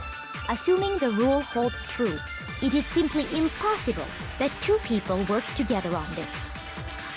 That is how the rule was explained to us. But that only really applies if there's one murder, right? In this case, however, there were two murders. Can we really say there's no chance two people will work together on this? Based on the rules that have been made, even if more than one, only the one who actually carried out the act can, assuming the rule holds true, it is simply impossible that two people work together on this. That is how the rule... But that only really applies if there's one murder. In this case, however, there were two murders. What? Okay, well then I'm gonna try it the other way around. Shoot! Based on the rules that have been, even if more than one, only the one who actually, assuming the rule holds true. That is. But that only really applies if there... In this case, however, there were two murders.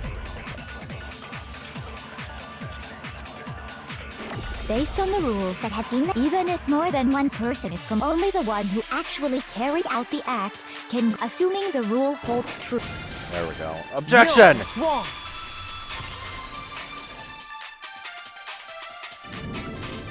Since there were two murders, it's at least plausible that more than one person was involved. What do you mean? If there'd only been one murder, then yes, the idea of an accomplice isn't really worth considering. Naturally, if only one person can be saved per murder, an accomplice has no risk versus reward benefit. Risk versus reward benefit? The payoff for working together. The reward that balances out the risk of taking part in a scheme. There's no point in being someone's accomplice if there's no benefit to you. However, if there were some potential mutual reward for the risk, then cooperation becomes possible. You're saying that two people could act as each other's accomplices to commit two separate murders. I think that's what the true killer told Hifumi. They would each have an accomplice for their crime. And based on the case's events, Hifumi would have been the first one to act, murdering Taka. They made him carry out the first murder so he couldn't back out of helping them later on.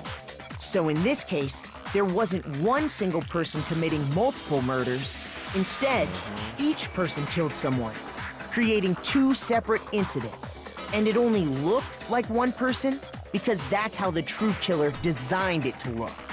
A single suspicious individual, a similar weapon used in each crime, disappearing bodies.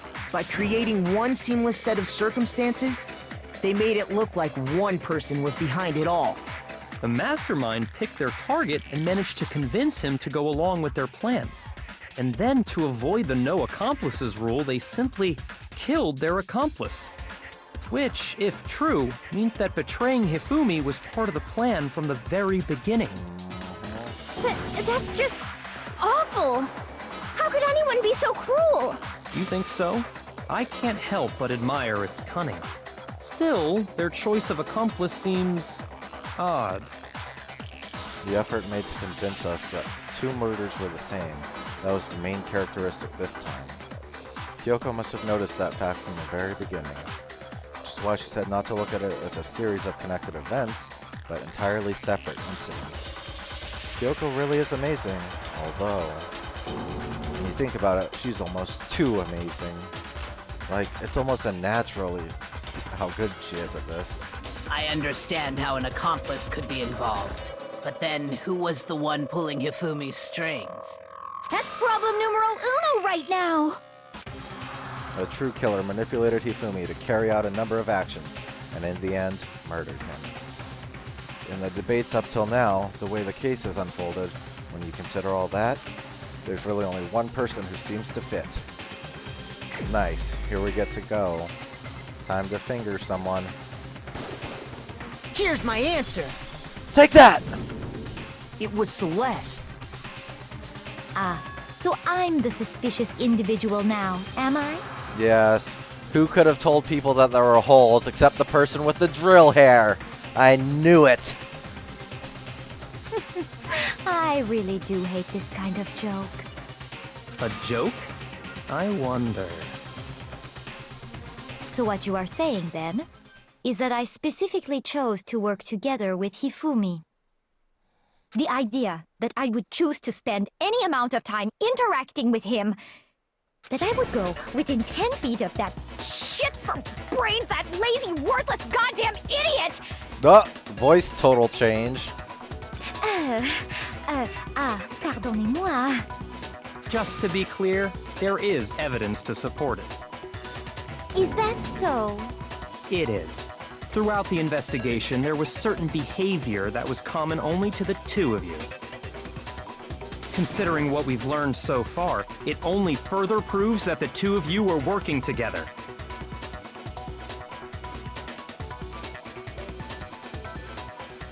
What is it that only Hifumi and Celeste had in common?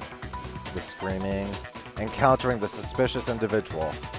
I got it! Take that! The behavior they had in common has to do with the suspicious individual in the suit, doesn't it?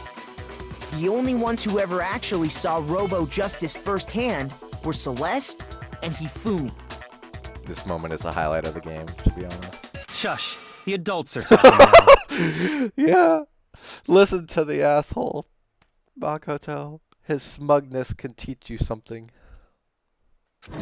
Sorry. Yeah, take it like that.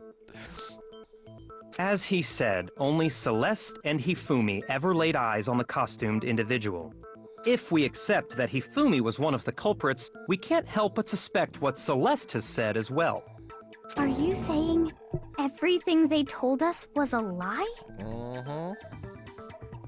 After taking Hifumi to the nurse's office, we all began our search for this individual, correct? And not too long after that, do you remember what Celeste said? I saw a shadow. Something moving around at the top of these stairs.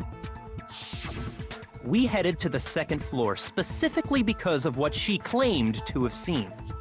Next, to draw us all to the physics lab up on the third floor, She let out a blood-curdling scream.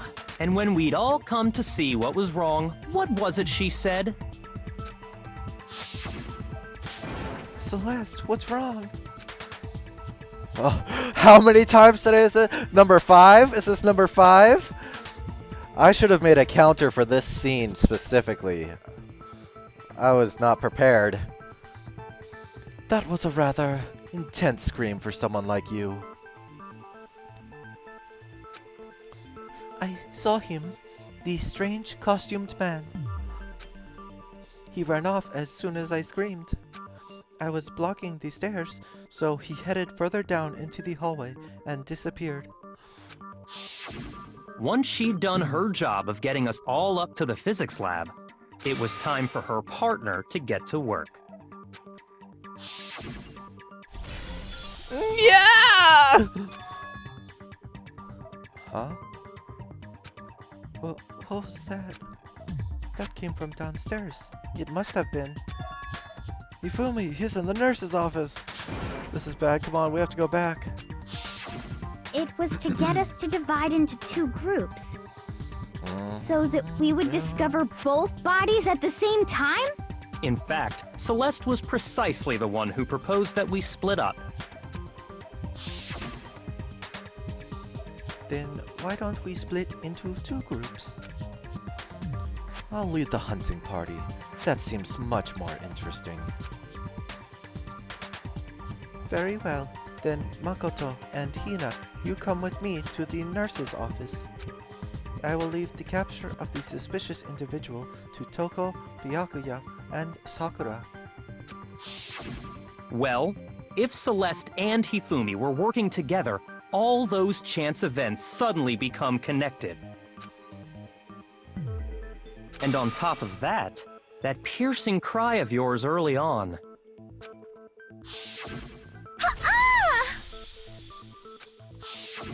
That was to signal Hifumi, wasn't it?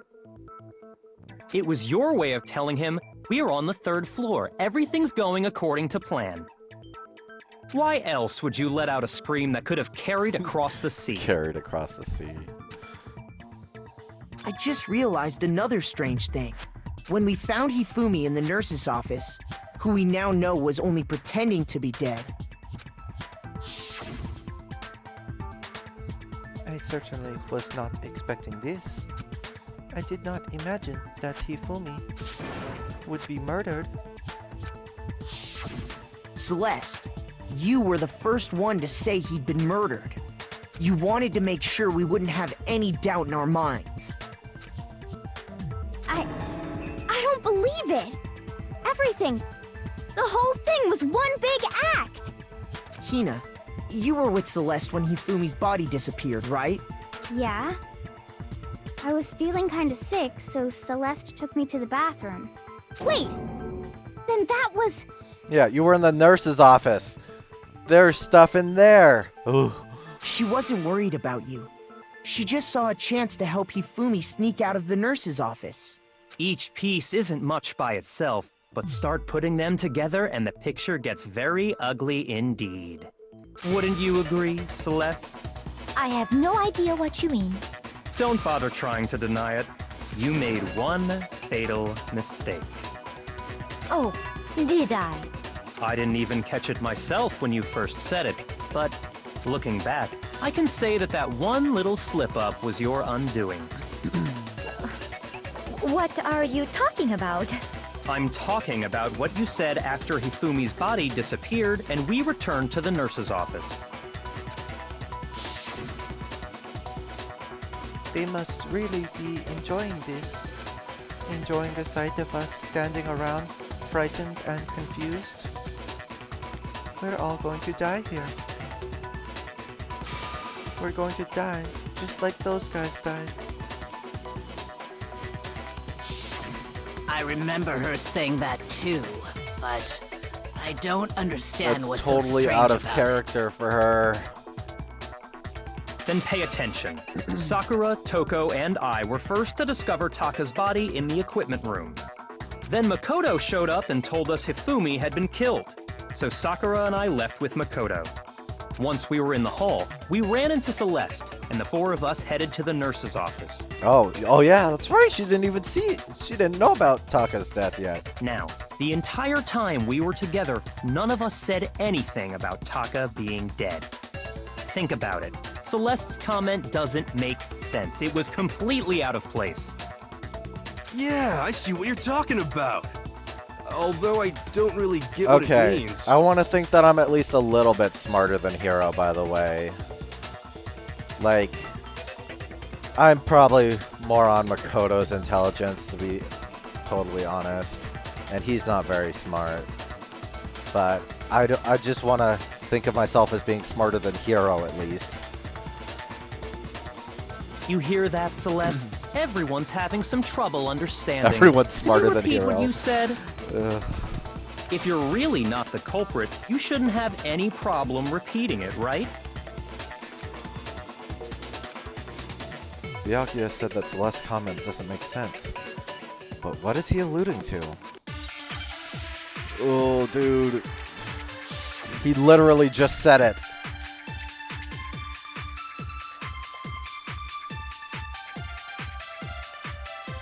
All I said was, They must really be enjoying this. Enjoying the sight of us standing around, frightened and confused. They must be positively elated. We are all going to die here.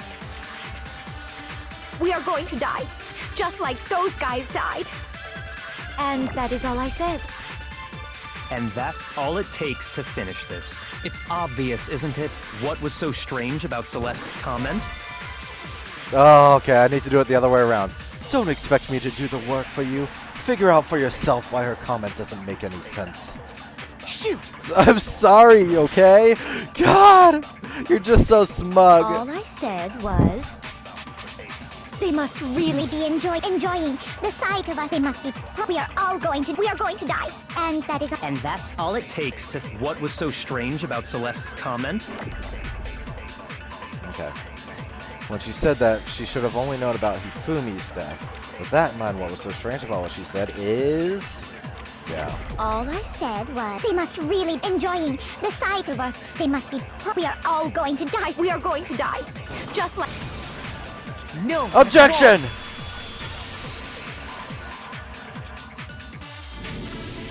That's right. There's no reason Celeste should have said, just like those guys died. When she said that, none of us had told her Taka was dead. Exactly. And we didn't run into her until after we were all out in the hall. So there was never any chance for her to have seen his body in the equipment room for herself. So how did you know, Celeste? How did you know more than one person had been killed? And how did you know they were both guys? Because Kyoko had also disappeared, right? So she could have been dead I know, too. I was worried about Kyoko. Uh-oh, she's gonna break and turn scary. Those drills are gonna start spinning. They're gonna launch off. Those are actually missiles, aren't they? Those aren't drills. It was all a trap. You all have such vivid imaginations. You know that? Weaponized girls. I knew this day would come.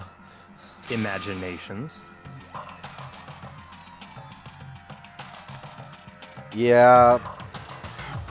Pretty sure Kyoko could judo flip anyone in the courtroom. Maybe not Sakura. But maybe. You claim that I was lying when I told you about the suspicious person I saw. Then what about the picture I took? Yeah. How do you explain this picture of the costumed villain dragging Hifumi away? It's fake, obviously. It has to be some kind of setup, right?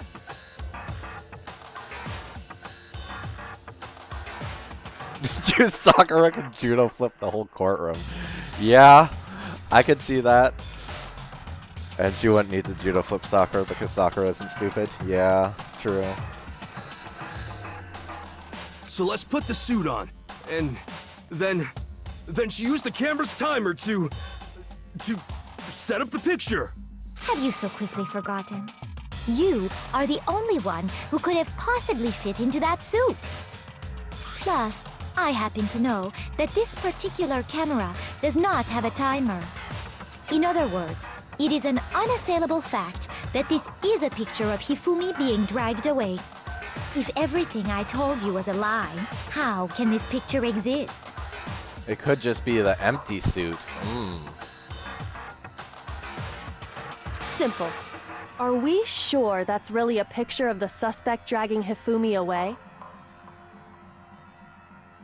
It could be Hifumi carrying him. Because they drugged him, right? What could you possibly mean by that? Surely there are other explanations than the one you've offered up. No, there is no other explanation. But that just makes you sound even more guilty, Celeste, when you just deny everything right away. Oh. It's like these people are all amateurs at murder. Other explanations. It wasn't a picture of the suspect dragging Hifumi away. The only other possibility is Hifumi is dragging the suspect away. Hifumi and the suspect are dancing. Hifumi and the suspect had been drinking. Oh, I really want to say one of those two. But I've lost enough hearts already. I got it! Take that!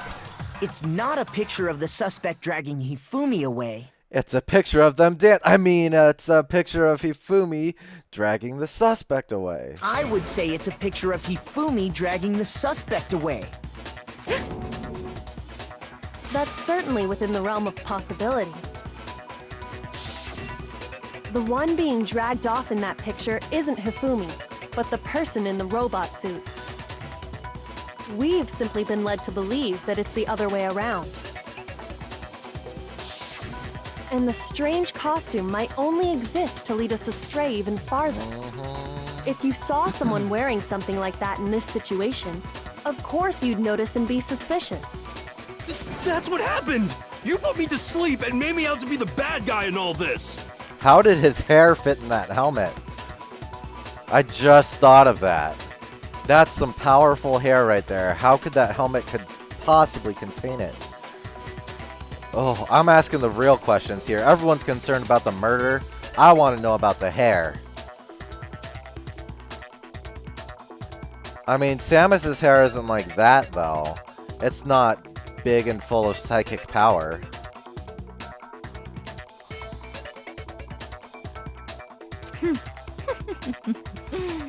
But you do raise a good point. Such a thing is utterly impossible. Hifumi was dragging him away? Ridiculous. Is it? I don't think it's ridiculous at all.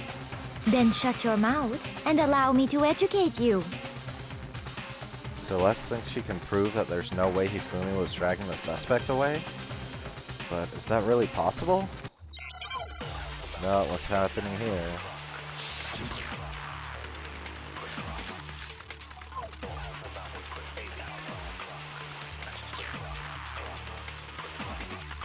You dressed me up in that suit after I passed out! Then you just draped me across Hifumi and had him carry my weight! You tried to make me look like the bad guy! Like I said, ridiculous. As you can see in the picture, the suspect is standing perfectly upright. If the person inside the suit was unconscious, there's no way they could stand up straight like that. Then the fortune-telling idiot is the culprit after all! No way! Okay. Well, I know what it is. Right? Imagine suffocating in that suit because your hair pushes out all the oxygen. Like, the only way I can see his hair fitting in there is if it completely surrounded his entire head. In which case, he must have been using his psychic powers to teleport oxygen into there so he could breathe. Maybe he is a real psychic. It's just not predicting the future type of psychic. It's moving objects type of psychic. Telekinetic psychic powers. If I remember right, Hina said, she said she couldn't bend at the waist. Yep.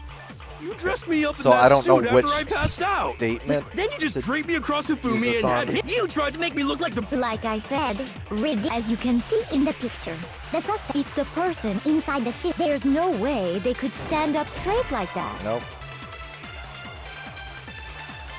Okay. Shoot! You dressed me up in that suit after I passed the out! cost. Oh my gosh.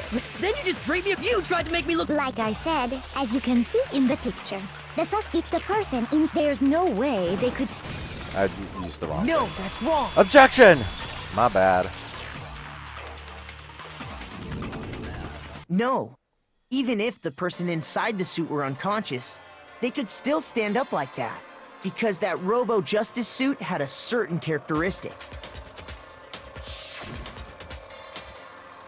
You totally can't bend at the waist. Seems like a pretty obvious oversight. That's right! They totally made a mistake when they made it, so it couldn't bend at the waist. I'm not so sure that was a mistake. I think the suit was designed from the beginning to be used the way it was. Oh, she's so scared. Celeste and Hifumi took the suit they'd specially designed and stuffed Hiro into it. That's how they were able to fake that whole thing. The point of it all was to make us believe whoever was in the suit was to blame. Oh, she's gonna transform or something. Well then, I suppose this is checkmate. Checkmate?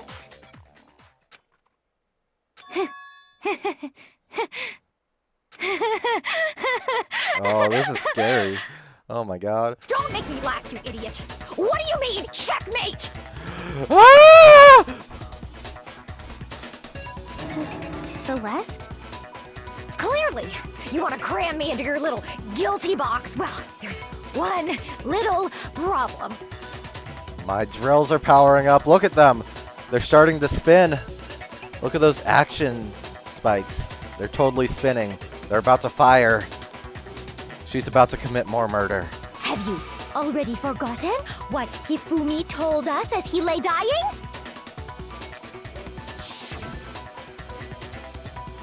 Hey, Hifumi, who was it? Who attacked you? Who tried to kill you? Who killed me? Her hair is the drill that will pierce the heavens. Yes! As she points up to the sky with... That's why her one finger has that little armor on it. That's her symbol for when she points to the sky. Has a flowing cape and the spiky, huge-ass triangle shades. That's right. I remember their name. Yasuhiro. When we asked him who had attacked him, his answer was quite clear, was it not? Yeah, he was doing that to cover for you because he was in love with you. He said, and I quote, Yasuhiro. In other words, Yasuhiro Hagakure! Wait! But my name isn't really Yasuhiro! It's actually Taro!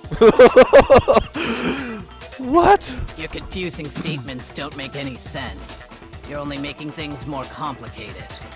He did say Yasuhiro, but are we sure he was really pointing the finger at Hiro? What the hell are you talking about? I'll burn you alive! Oh my god. Kyoko, what do you mean by that? Think back to how Hifumi used to talk to us. How did he refer to each of us? He gave everyone nicknames. He said, for serious thought, he said people's last names. I got it! Take that! That's right! Our last names! He called us all by our last names! Exactly. I know I heard him say Mr. Naegi more than once, for example. So if Hifumi did mean to say Hiro's name, he would have said his last name, Hagakure. I'm sure it was just incidental. By chance, his first name. Indecent? Don't talk. Don't talk. Random chance. Now isn't that a convenient explanation? No, there's no reason to think he would have said the name any different than normal. But he must have run out of energy before he could say any more. So Hifumi was trying to tell us the last name of whoever killed him? But the name he said doesn't apply to anyone here. Well, no. Hold on. There's one person it could apply to. And that's Celeste. She never actually told us what her real name is. That's true. What did you just say? To think you'd take your false accusation so far, I don't know whether to laugh or spit! She's so scary. Come on! Enough with your idiotic blather! Yasuhiro is a loser's name! Do I look like a loser to you? That's why you got rid of it. Well, do I? Ah! What? I think I've earned the right to be a little on edge. Okay, then fill us in. What's your real name? Fine! Make sure your ear holes are wide open and listen up! My real name is Celestia Ludenberg. Could you please stop making me repeat myself over and over again? Celeste still won't give up, so then I have to do something to make her accept it. Oh, what's this gonna be? E-handbook. Aha! The e-handbook! It's coming into play here, because that's gonna say her real name. Hifumi was trying to tell us something. He wanted us to know the killer's last name, Yasuhiro. If there's one person here who might have that last name, It would have to be you, Celeste. You haven't told anyone what your real name is. How many times do I have to tell you? My name is... Celestia Ludenberg, god damn it! Upside down. How long do you plan to go on pretending? I'm not pretending. It's the truth. And since you have no way to contradict me... Objection!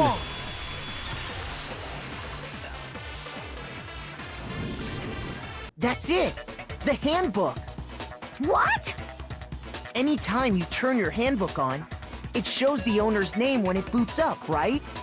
Monokuma told us all about it before. This handbook is absolutely vital to a healthy school life, so don't lose it. When you start it up, it will display your name. Always make sure you have the right one. Now, this is not your everyday notebook. It has so many more uses than that. So all we have to do is check her handbook, and that'll clear up everything. That's how we can find out Celeste's real name. That's an invasion of privacy. I refuse to cooperate. Celeste, can you please just tell us what really happened? Please, just tell us. Even when I'm put in check, it's just my nature not to give up. Because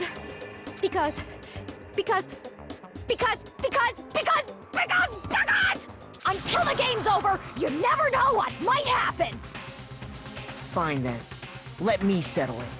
Let me go over the case again. Oh, from yep. the beginning. Let's get another and shed light recap, on all everybody. your crimes. And that'll bring everything to an end. Let's start back when we first arrived at this school.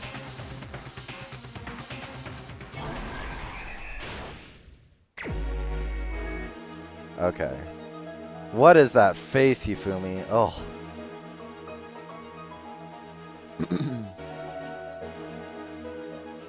Like, look at that hair. Look how much hair that is.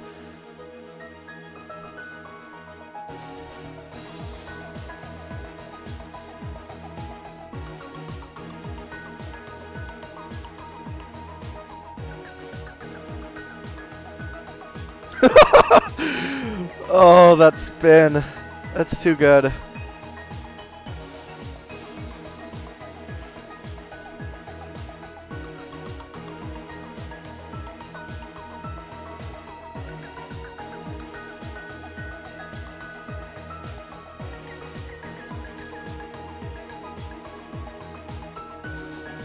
Okay.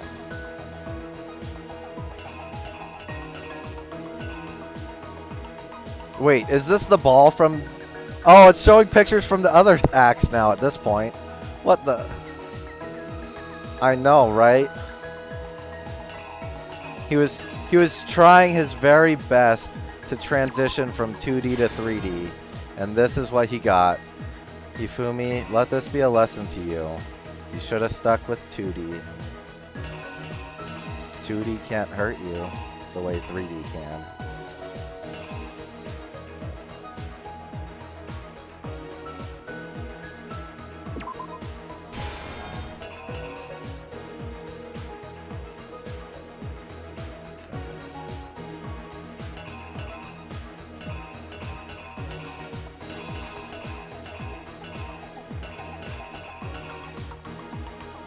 Justice Hammer 3.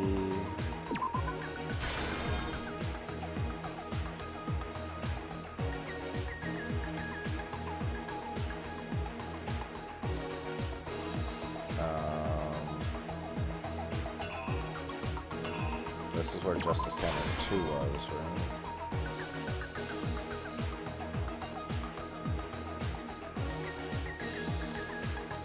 And this would be Justice Hammer 4. Oh wait, no, this would be 6 o'clock? Oh no, because it would be broken. Never mind. So that's got to be... Yep, okay, so there's where he's looking at his clock. Okay, that seems to make sense.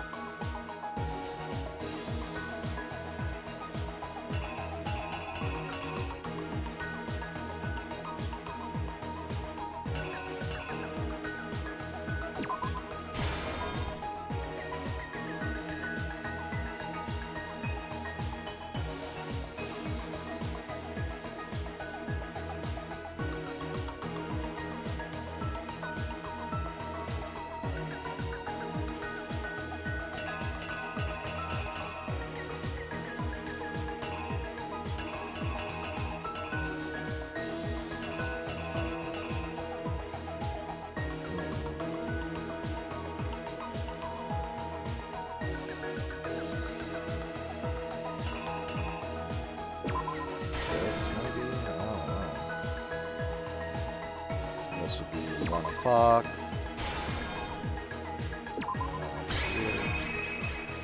Okay, let's see if I got this right. Here's exactly what happened. Before anything, the killer persuaded someone to help carry out the murder. And that person was... Hifumi. With an accomplice, the killer was able to execute a number of otherwise impossible schemes.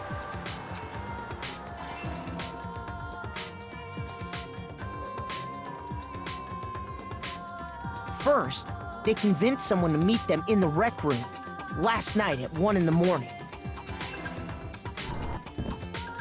That someone they met with was Hiro. The murderous duo intended to pass Hiro off as the prime suspect. So when they met up with him, they drugged him, knocked him out, and stuffed him into the Robo Justice suit.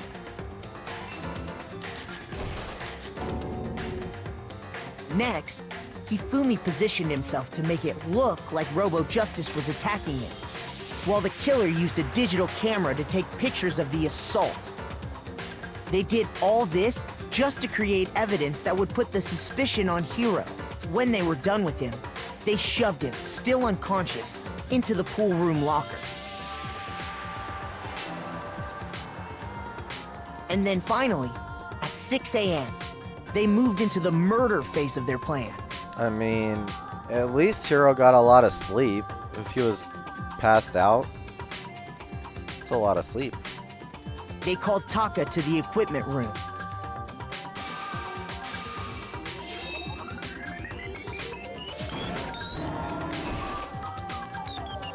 And that's where Hifumi killed him, making it the scene of the first murder.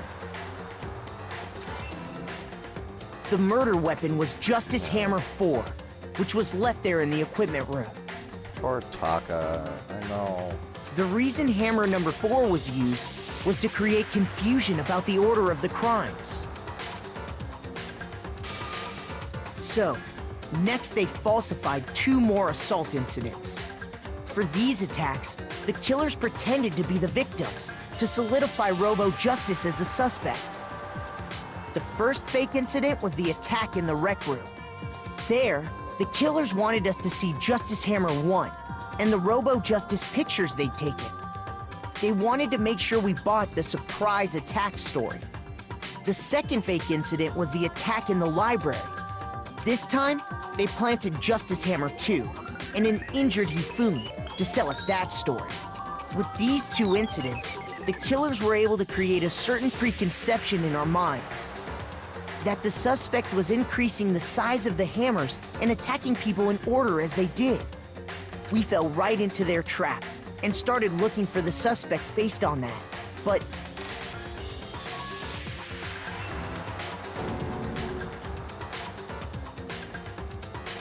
while we did that, we left Hifumi alone in the nurse's office. This was exactly what Hifumi was hoping for. He took a blood packet from the refrigerator and Justice Hammer 3 and turned the room into a crime scene in which he himself had apparently been brutally murdered.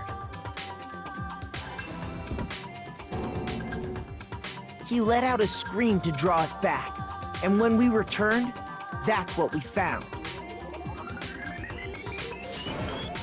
Meanwhile, the other group that had been out searching found Taka's body at the same time. So when we heard the body discovery announcement, we naturally assumed it was for Hifumi. We left the nurse's office, and Hifumi once again took advantage of the situation. He simply got up and made his escape.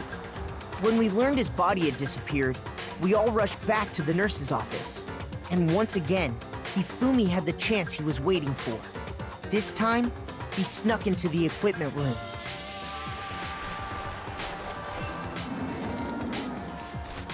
He wrapped Taka's body in a tarp and used the dolly to move it all the way down to the repository. That explains how each of the bodies disappeared. But even Hifumi didn't know what the true killer had in mind for their final act. He was so proud of himself. I know, right? It's like, we already know who the killer is. You don't need to have it be so just generic looking.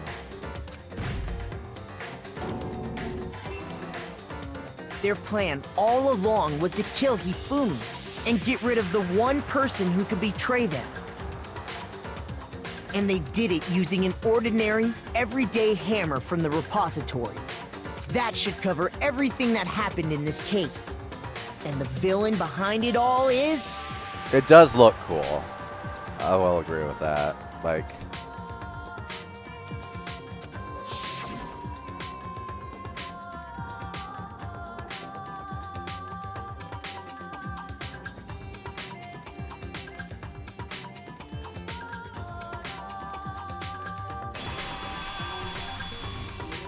Celeste!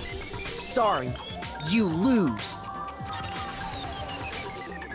Yep, rip Celeste.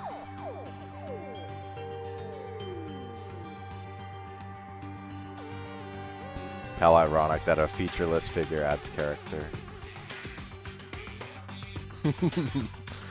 I lost? When was the last time I was forced to utter such words? They hang heavy around my neck. Then you admit it? You're the killer? Listen to you, trying to take charge, as if you're my private instructor. I, Celestia Ludenberg. Actually, no. Taiko Yasuhiro is fine. Taiko? So, you finally accepted it.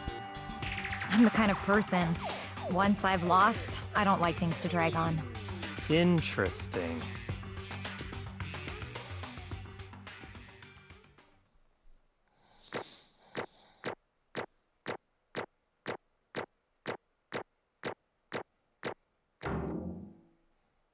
Not bad.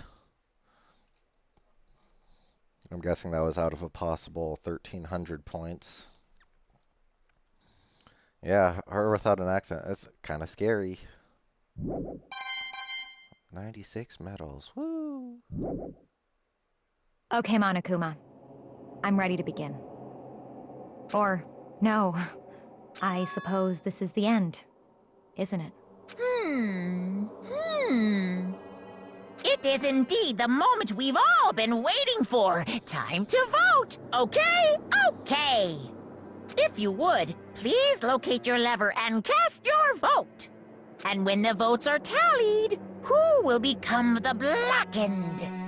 Will you make the right choice or the dreadfully wrong one? What's it gonna be? What's it gonna be?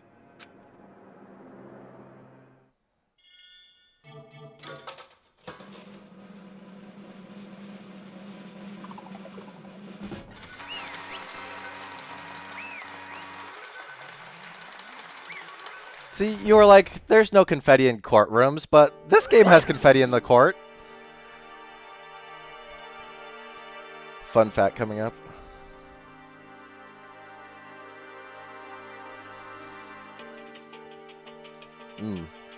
It's basically a formality at this point, but once again, you are totally correct. The Blacken this time, the true killer who devised the whole stinking scheme was... Celestia Ludenberg, or more precisely, Taeko Yasuhiro! Honestly. I lost. Well, that sucks. I guess trying to work with someone else was a mistake after all. Hifumi's ineptitude was beyond all my calculations. I knew it. So, you really did approach Hifumi with this plan. But how did you get him to agree? I can't imagine he would happily agree to commit murder. I'm sure she relied on her specialty, lying. My specialty? Don't make me laugh.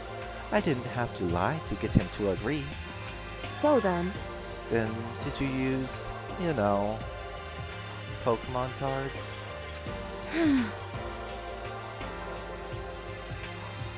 I mean, I have to. I have to try to keep their voices consistent. I knew you'd figure it out, Kyoko. You're absolutely right. To get Hifumi to act as my accomplice... Indeed. I used her. For everyone who's still left, I'll avoid mentioning it by name, but it was the one thing Hifumi and Taka were both super into. Does this mean... Makoto, you're the one who already said alter ego, though. Is she talking about alter ego? Say what? What? What? What are you talking about? Just a second. Don't interrupt. We're in the middle of a very important conversation here. I'm totally out of the loop as usual. How sad. In other words... Then you're the one that stole it. Indeed. That's right. I see. And you used it to drag Hifumi into the plan you'd come up with. Right again. Last night, after we had our meeting about how it had disappeared, I paid Hifumi a little visit. What are you doing here? Actually... I was hoping I could talk to you, alone. It is about what was stolen. I know who did it. What? What? Are you okay with this? It was Taka. He stole it. Yeah! What? So then... And I have proof. Would you like to see? As it turned out, I'd found a use for the digital camera. How did he get all these like posters and figurines and stuff in here? I'd taken, you know what, to Taka's room earlier and took pictures of it there. I deleted the picture as soon as I'd shown it to Hifumi, of course. Damnation! Grrn, so it was him! But how did he do it? She was supposed to yell if either of us got close to her. You are correct, which is why Taka forced me to steal it. Say what? As for me... Please forgive me. He threatened me. Oh. He did? As for me... He came to my room last night, unannounced, and then... It's hard for me to even say. He abused me. What? And he took pictures. He said if I did not do as he asked, he would show them to everyone. So I had no choice. Damnation! That's a crime! An absolute crime! I knew he'd gone a little crazy, but... Say what? I never imagined he would go that far! It was amazing how completely he bought it. I can't express how enjoyable that was. You just said you didn't lie. You said you didn't have to lie, and yet you totally lied. You liar. I'm about to say something I've never said before in my life. I'm going to kill him! I'm going to fucking kill him! Most unfortunate. Wait, please. If you go now, you will be playing right into his hands. Huh? Actually, Taka is planning to use her to escape. And he has made you his target. What? Escape? You don't mean. Taka is going to try to kill you. What? Indeed.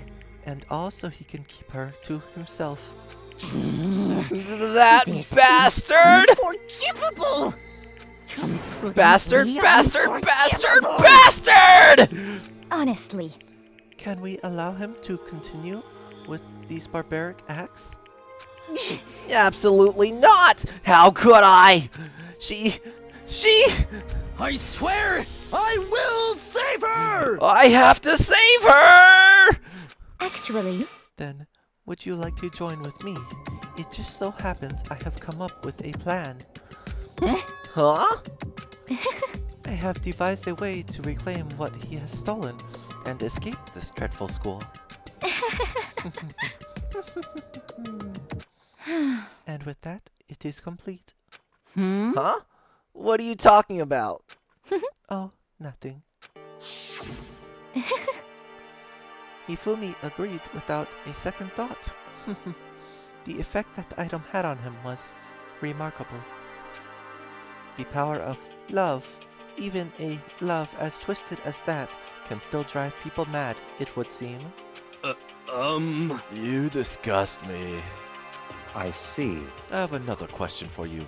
Was that strange costume Hifumi's creation? Indeed. Yeah, it was a real pain in the butt, too. All I asked him to do was make something to hide the face and general body size. I had no idea he'd make something like that. But it's my fault for picking him in the first place. But... So, why'd you decide to make me the suspect? Because you're stupid.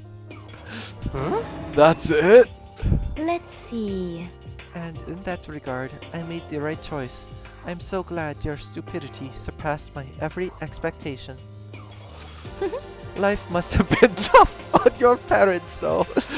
Oh my god. I feel like I could cry. Well. But when you were explaining your plan to Hifumi, how did you explain the part about him playing dead? What she's asking is, what was Hifumi supposed to do after that? Assuming you had actually let him live. Are you okay with this? That's simple.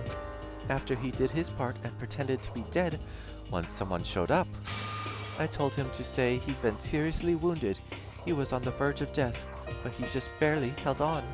And he really believed that? Well, of course. That wasn't all there was to it. As I explained to Hifumi, the plan was, while you were all questioning him about what had happened to him, I was going to murder someone else. At that point, Hifumi would have an alibi, so nobody could doubt him. I told him that, and he believed me. It all seems very straightforward, stereotypical. I just matched the lie to the level of the opponent. In fact, Hifumi ate it up. He believed the lie wholeheartedly, right up until the moment of his death. So in the end... So you had planned to kill him all along? But of course. There would have been no point to my plan if the one who pretended to be dead did not end up dead himself. What the heck? How can human life mean so little to you? Well... That's a non-issue. I simply did everything in my power to win. Don't be mean! Now you sound like Byakuya. I wonder about that. No, he derives his pleasure from the thrill of the hunt. In that aspect, we are nothing alike. Why? Then what made you take things this far? What the heck? Or was it really Just for money? Are you talking about the $10 million Monokuma offered us? That is a lot of money, it's true. But that's not all there is to it. From the moment our new life here began, my only thought has been escape. But all along you've been saying how we have to accept living here. You little bitch! Obviously, that was a lie. Hey! I couldn't take it. I hated it from day one. More than anyone else in here. You little I wanted bitch! to get out. Every day was a fresh torture. And do you want to know why? Huh? This is fine. Because I had a dream. And accepting a life here would have meant nothing less than giving up on my dream forever. Honestly. And there was no way that I could ever do that. In the underground world of gambling, I risked my life to make a metaphorical killing. As for me... And it was all for that dream. And what was this dream of yours? Isn't it wonderful? To live in a European castle.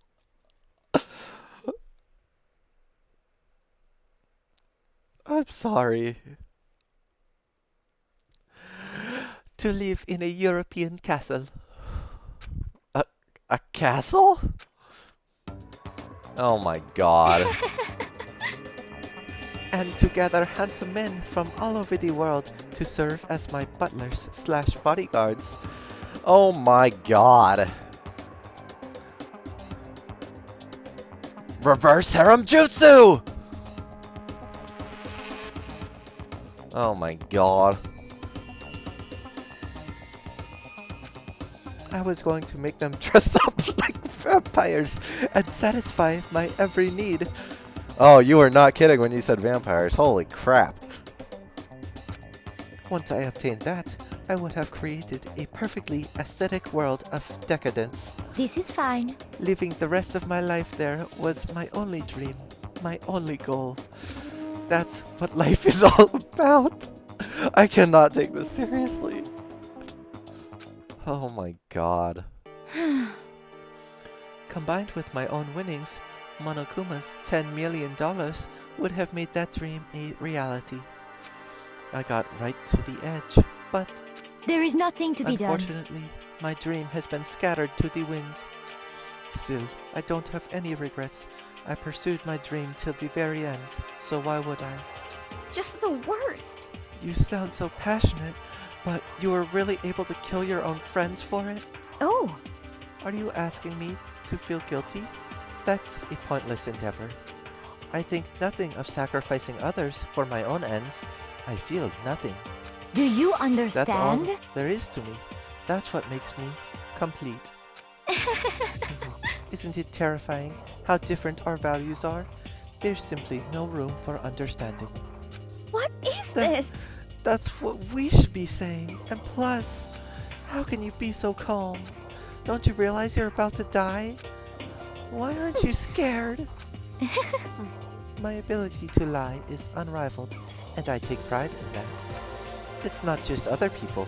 I can even fool my own emotions.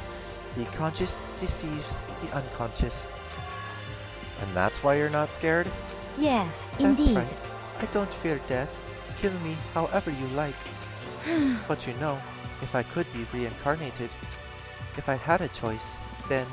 Isn't it wonderful? I think I would like to come back as Marie Antoinette. Hey, you'd just get executed again.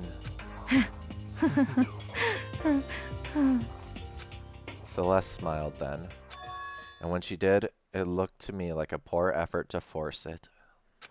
She claimed that she could fool her own feelings, but that statement itself must have been her final lie. And that weak fake smile is what betrayed her. Thrills, chills, kills! You all done? Okay, then let's get rolling! The Blackened disturb the peace, and they must pay the price.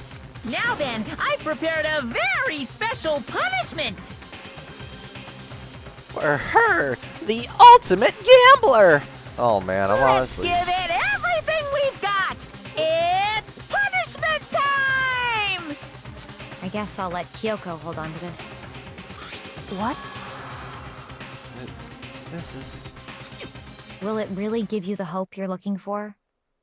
I can't say I ever saw it that way. Which is why... Actually, it's not important. Well then, take care, everyone. Perhaps we'll meet again. In another life. You're going to get blonde hair and become the president of the school council. The student council, aren't you? And they're going to call you Prez. And you're actually going to be one of Mega Man's friends, aren't you? I knew it. I knew I recognized you.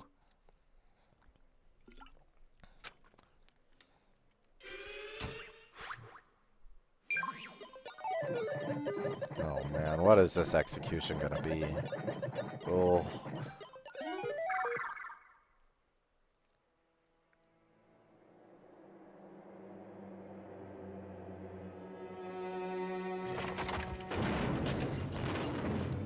Oh, burned at the stake.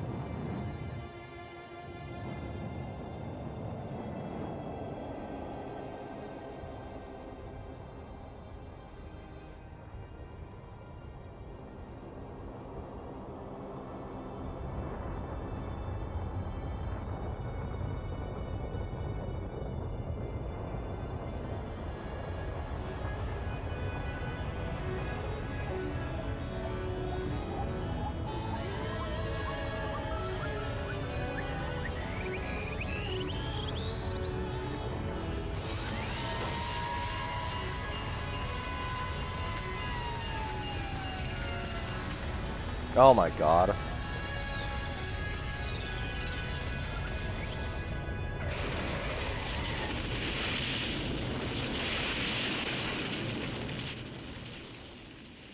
A reverse sweep. Yeah.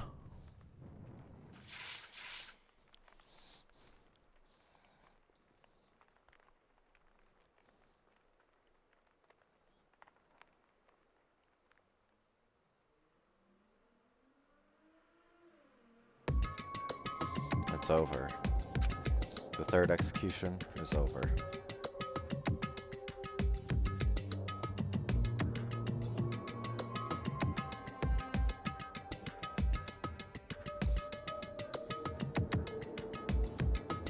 Ah, okay. That makes sense then. Because I was like, that seems pretty random. Yeah, because I know all the deaths are supposed to be ironic. Like, as far as I could tell from the very first one, I was like, they're just ironic executions, aren't they? And then once I saw the second one, I was sure of it. The third execution is over. Celeste's death is over. Celeste killed my friend, so I can't pity her, but I also can't deny that at one point I considered her a friend too. And for him to just come along and... Isn't it just awful? Yeah. Someone couldn't cut free of their regrets from the outside world, and so more people had to die. Extreme! You guys are still young! You need to place more value on your lives. What are you gonna do? Jeez, and here I thought you were gonna pass the torch of hope to the next generation. Let me out of What here! do I care about hope? I'll throw it in the trash if you just let me out of here. Too bad. You're all the embodiment of hope, whether you like it or not. And it's my destiny to knock you down one by one. It's sad, yes it is, but that reality just can't be avoided. Don't talk like you're not responsible.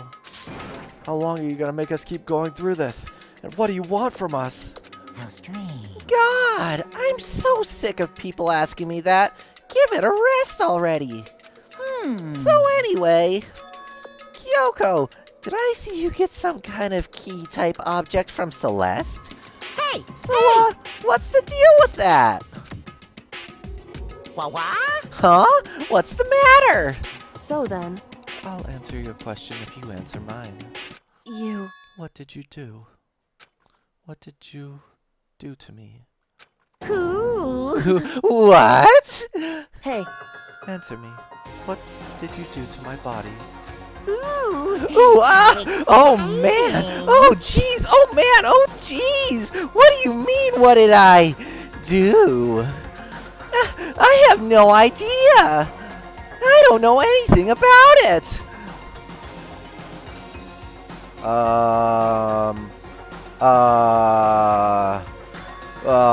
What was that just now? The mastermind did something to Kyoko's body?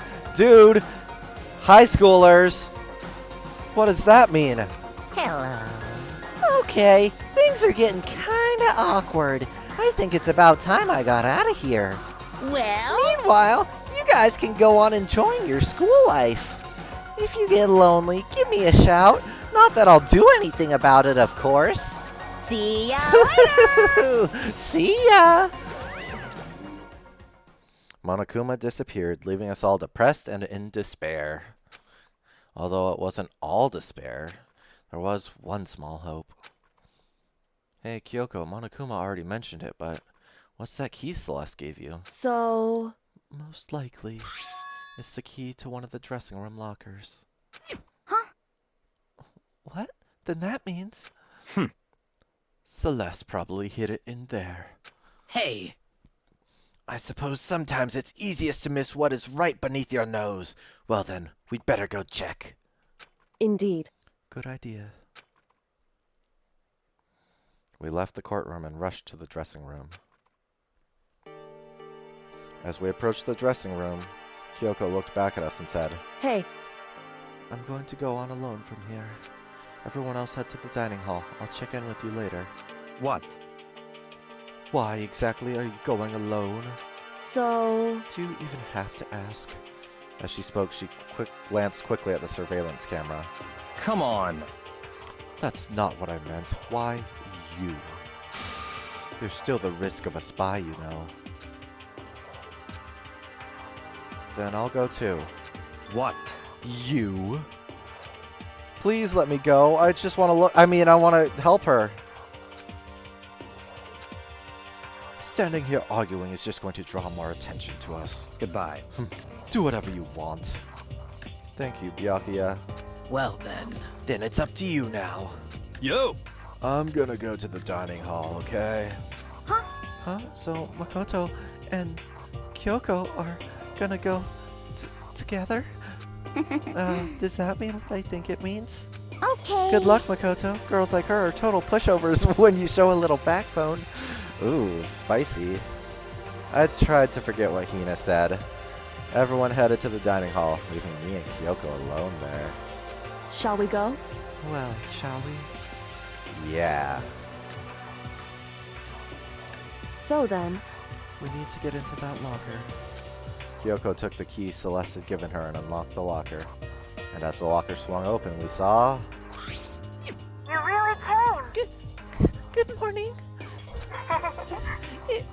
It's been a while, hasn't it? It's safe, thank goodness. I'd never heard Kyoko sound so relieved. It was like she was speaking from the bottom of her heart. I did just what Celeste asked. I didn't say a word. I stayed quiet the entire time. So, Oh, and I think I might be able to open the last set of files soon. Maybe as early as tomorrow? I'm doing my best, so please wait just a little while longer. So, now we can officially say the case is closed.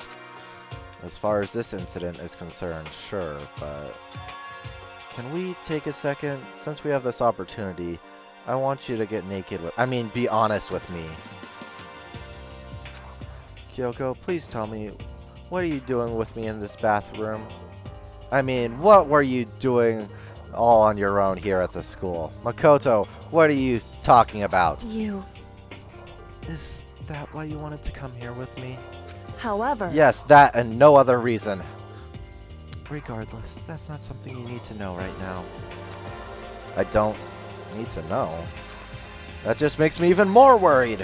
What? Worried? Like what happened during the investigation this time. You disappeared and we didn't see you again. Without warning, without explanation. When you do that... Indeed. It's only natural that I think I'm the mastermind spy, right? And you too? No! I believe in you. What? You believe in me? Isn't it obvious? People believe in their friends, right? That's why I want you to tell me. And I want you to believe in me too. Makoto, remember the last time you had a conversation like this? The girl got dead and was planning on using you as her scapegoat. Because we're friends. I understand. It's true. Then maybe I can believe in you. Just a little bit more. Then... That's fine. Fine, I'll tell you. I'll tell you why I've been disappearing and where I've been going. You see... Of course it's not going to tell us. What I heard from Kyoko then was... Well, frankly, it kind of blew my mind. Right after I told Kyoko I believe in her, she told me a story that was, well, almost unbelievable. I decided I had to confirm what she told me with my own 2 eyes, so I waited for nighttime to come. Oh, dude, don't peep on her. Nasty. You bad child. And when it did, I went into action. Ooh, TMI. He's getting friendly with himself while watching her. They are high schoolers. You are not wrong. Correct. The boys' bathroom on the 2nd floor doesn't have a surveillance camera or monitor in it. And in the storage closet there, way in the back. She said it was way in the back of the boys' bathroom storage closet, but could Kyoko really be right about this? See, I knew there was something up with the bathrooms. There had to be. Oh. And when he said there was a storage closet in one of these stalls, I was like, that's not natural. It's just a normal storage closet as far as I can tell. Unless I just don't know Japanese bathrooms, which I admittedly don't. The secret Kyoko had told me about, could it really be hidden here?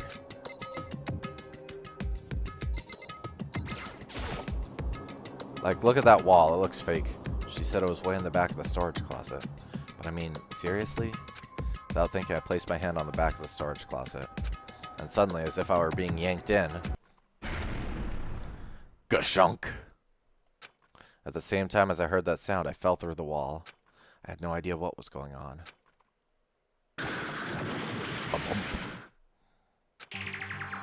Yep, look. He's been using those tissues.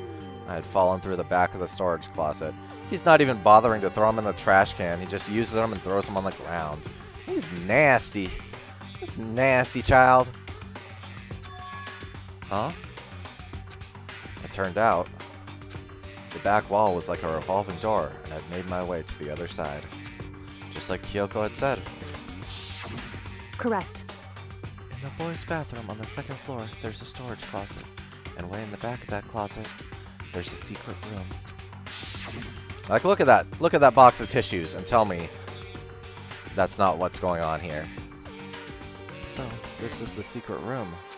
But what's in here? I'm going to examine the tissues. There's a bunch of tissues. And what looked like volume after volume of yearbooks. Oh, with the other students. Woo! They're all covered in dust. Is that what they're calling it now? Looking at everything, one file at the edge of the bookshelf caught my eye. Hope's Peak Academy Student Registry? This is the only thing here not covered in dust. Has someone been looking at it recently? I slipped the file into my hand. Is that what they're calling it now? Before I had a chance to look at it, a slip of paper fell out of the file and I turned my attention to it. You must not leave. What's this? You must not leave. That's kind of weird. I could understand if it said, like, I can't leave, but you must not leave? What is this? My head feels funny. A strange sensation. It's like deja vu. Those words, you must not leave. I've seen them somewhere before, but I can't quite remember. What do I know? What don't I know? What?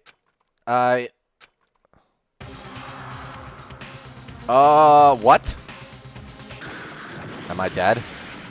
A strange sound rang out throughout my head. It felt like I was shaking my brain back and forth. And then, darkness. I don't understand what's happening. I don't know what started it. It's all over. And with that, I opened my eyes. I don't know how long it had been.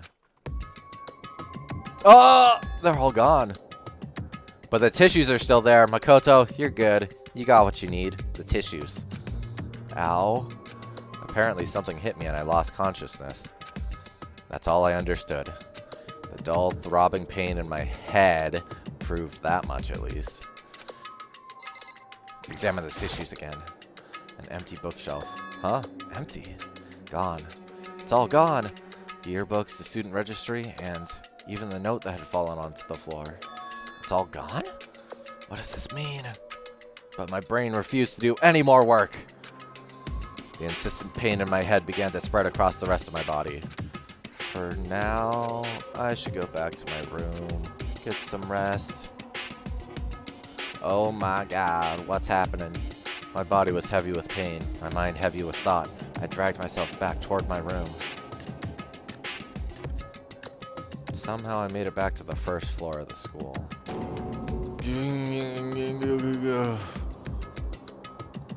Right? Close the door. Ugh. The farther I walked, the more I felt. Things are getting blurry. Can't see in front of me. I couldn't stop myself from collapsing right there. And after that... Oh my god. The floor boss. You've been on this floor for too long. It's gonna kill you. As if from a vast distance, I heard a sound. It was faint, but undeniable. That sound, it's coming from the gym? You said you couldn't walk any farther. As I desperately hauled my shaky frame toward the gym, the sound got stronger and stronger. Crack. Daga! Gagunk! Bagya! What's going on? It can't be nothing. Here, in the gym? Well, let's go inside and see. I didn't make a sound as I opened the door to the gym. The sounds coming from inside, meanwhile, only intensified that much more. Kacha! Bakyu! Hagagya! Heya! Paching! Bika! Da-da-dan! Sha-sha-sha-sha-sha! What? Oh my gosh. Oh, Sakura's gonna die now. Before me, there raged a battle beyond anything humanly possible. No, one side's not human, that's for sure, but regardless, I couldn't stop staring. I forgot to move, or even breathe, and that's where I died. Why, you? What do you think you're doing? I asked you a question. What's the meaning of this? How dare you defy me? This wasn't part of the deal! What? The deal? I've made a decision. What's happening? I will no longer retreat, no longer compromise, no longer regret. Yes, le gasp. I've made my decision. I'm going to resist you. Okay. But you do realize what will happen if you go through with this, right? You haven't forgotten, have you? What I'm holding hostage? What? What am I looking at? What am I looking at? What am I hearing? What am I hearing? A hostage? And could it be The mastermind spy is a double gasp. I know, right? What? And that's the end of chapter 3. Oh my god. Woo. To be continued. It is to be continued. Super Robo Justice present. Do you want to save? Yes. Oh my god. Oh my god. Okay. And that... wait, how do I... There we go. Okay, I'm gonna quit because we just saved. And that's gonna be where we stop for today. That seems like a pretty good spot to end. So next time, we'll get started on Chapter 4, which should be tomorrow around the same time. We'll be able to keep going. Chapter 4. Holy crap, this game. The plot twists. I was not prepared for Sakura to be the spy. Woo! Oh, man. I don't even know what to expect anymore. Oh, I'm so, like, just not knowing what's going on. But anyway, yeah, thanks you guys for joining. And again, we'll probably be doing this again tomorrow around the same time, early afternoon, Pacific Standard Time. But yeah, if you guys haven't already, you should check out Raylan's Phoenix Wright. He's doing that blind. Oh, is she streaming right now? Yes, we will do that. Let me just open up my Twitch thing. Yep. Okay, so we're gonna go raid Lady Suki. Yep. Okay, so we're gonna go raid Let Lady me Suki. mute that, so we're not hearing double of me. So we're gonna raid her real quick, and if Raylan, I believe, is streaming Phoenix Wright again later tonight, that's a blind playthrough that I've been super excited for, and you guys should definitely check it out also. Raid message should be poo. Nice. Okay, so let me figure out how to actually raid, because I think I've only done it once before. Let's see here. Raid channel. Yes. Start raid. All right, here we go. Nice. 6:30. So once again, thanks everyone for joining. We're going to be raiding Lady Suki now. Take care, everyone.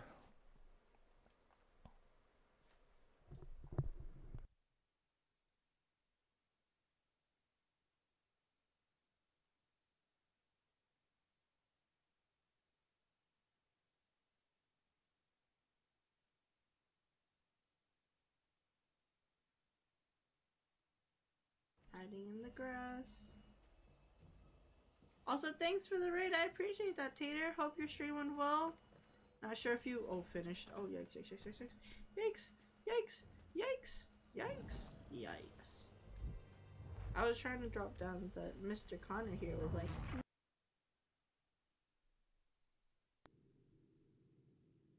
I want to climb. Connor? Oh, yikes. Oh, yikes. Oh, yikes. See, this is why you can't always win. Okay, just wait for them to talk.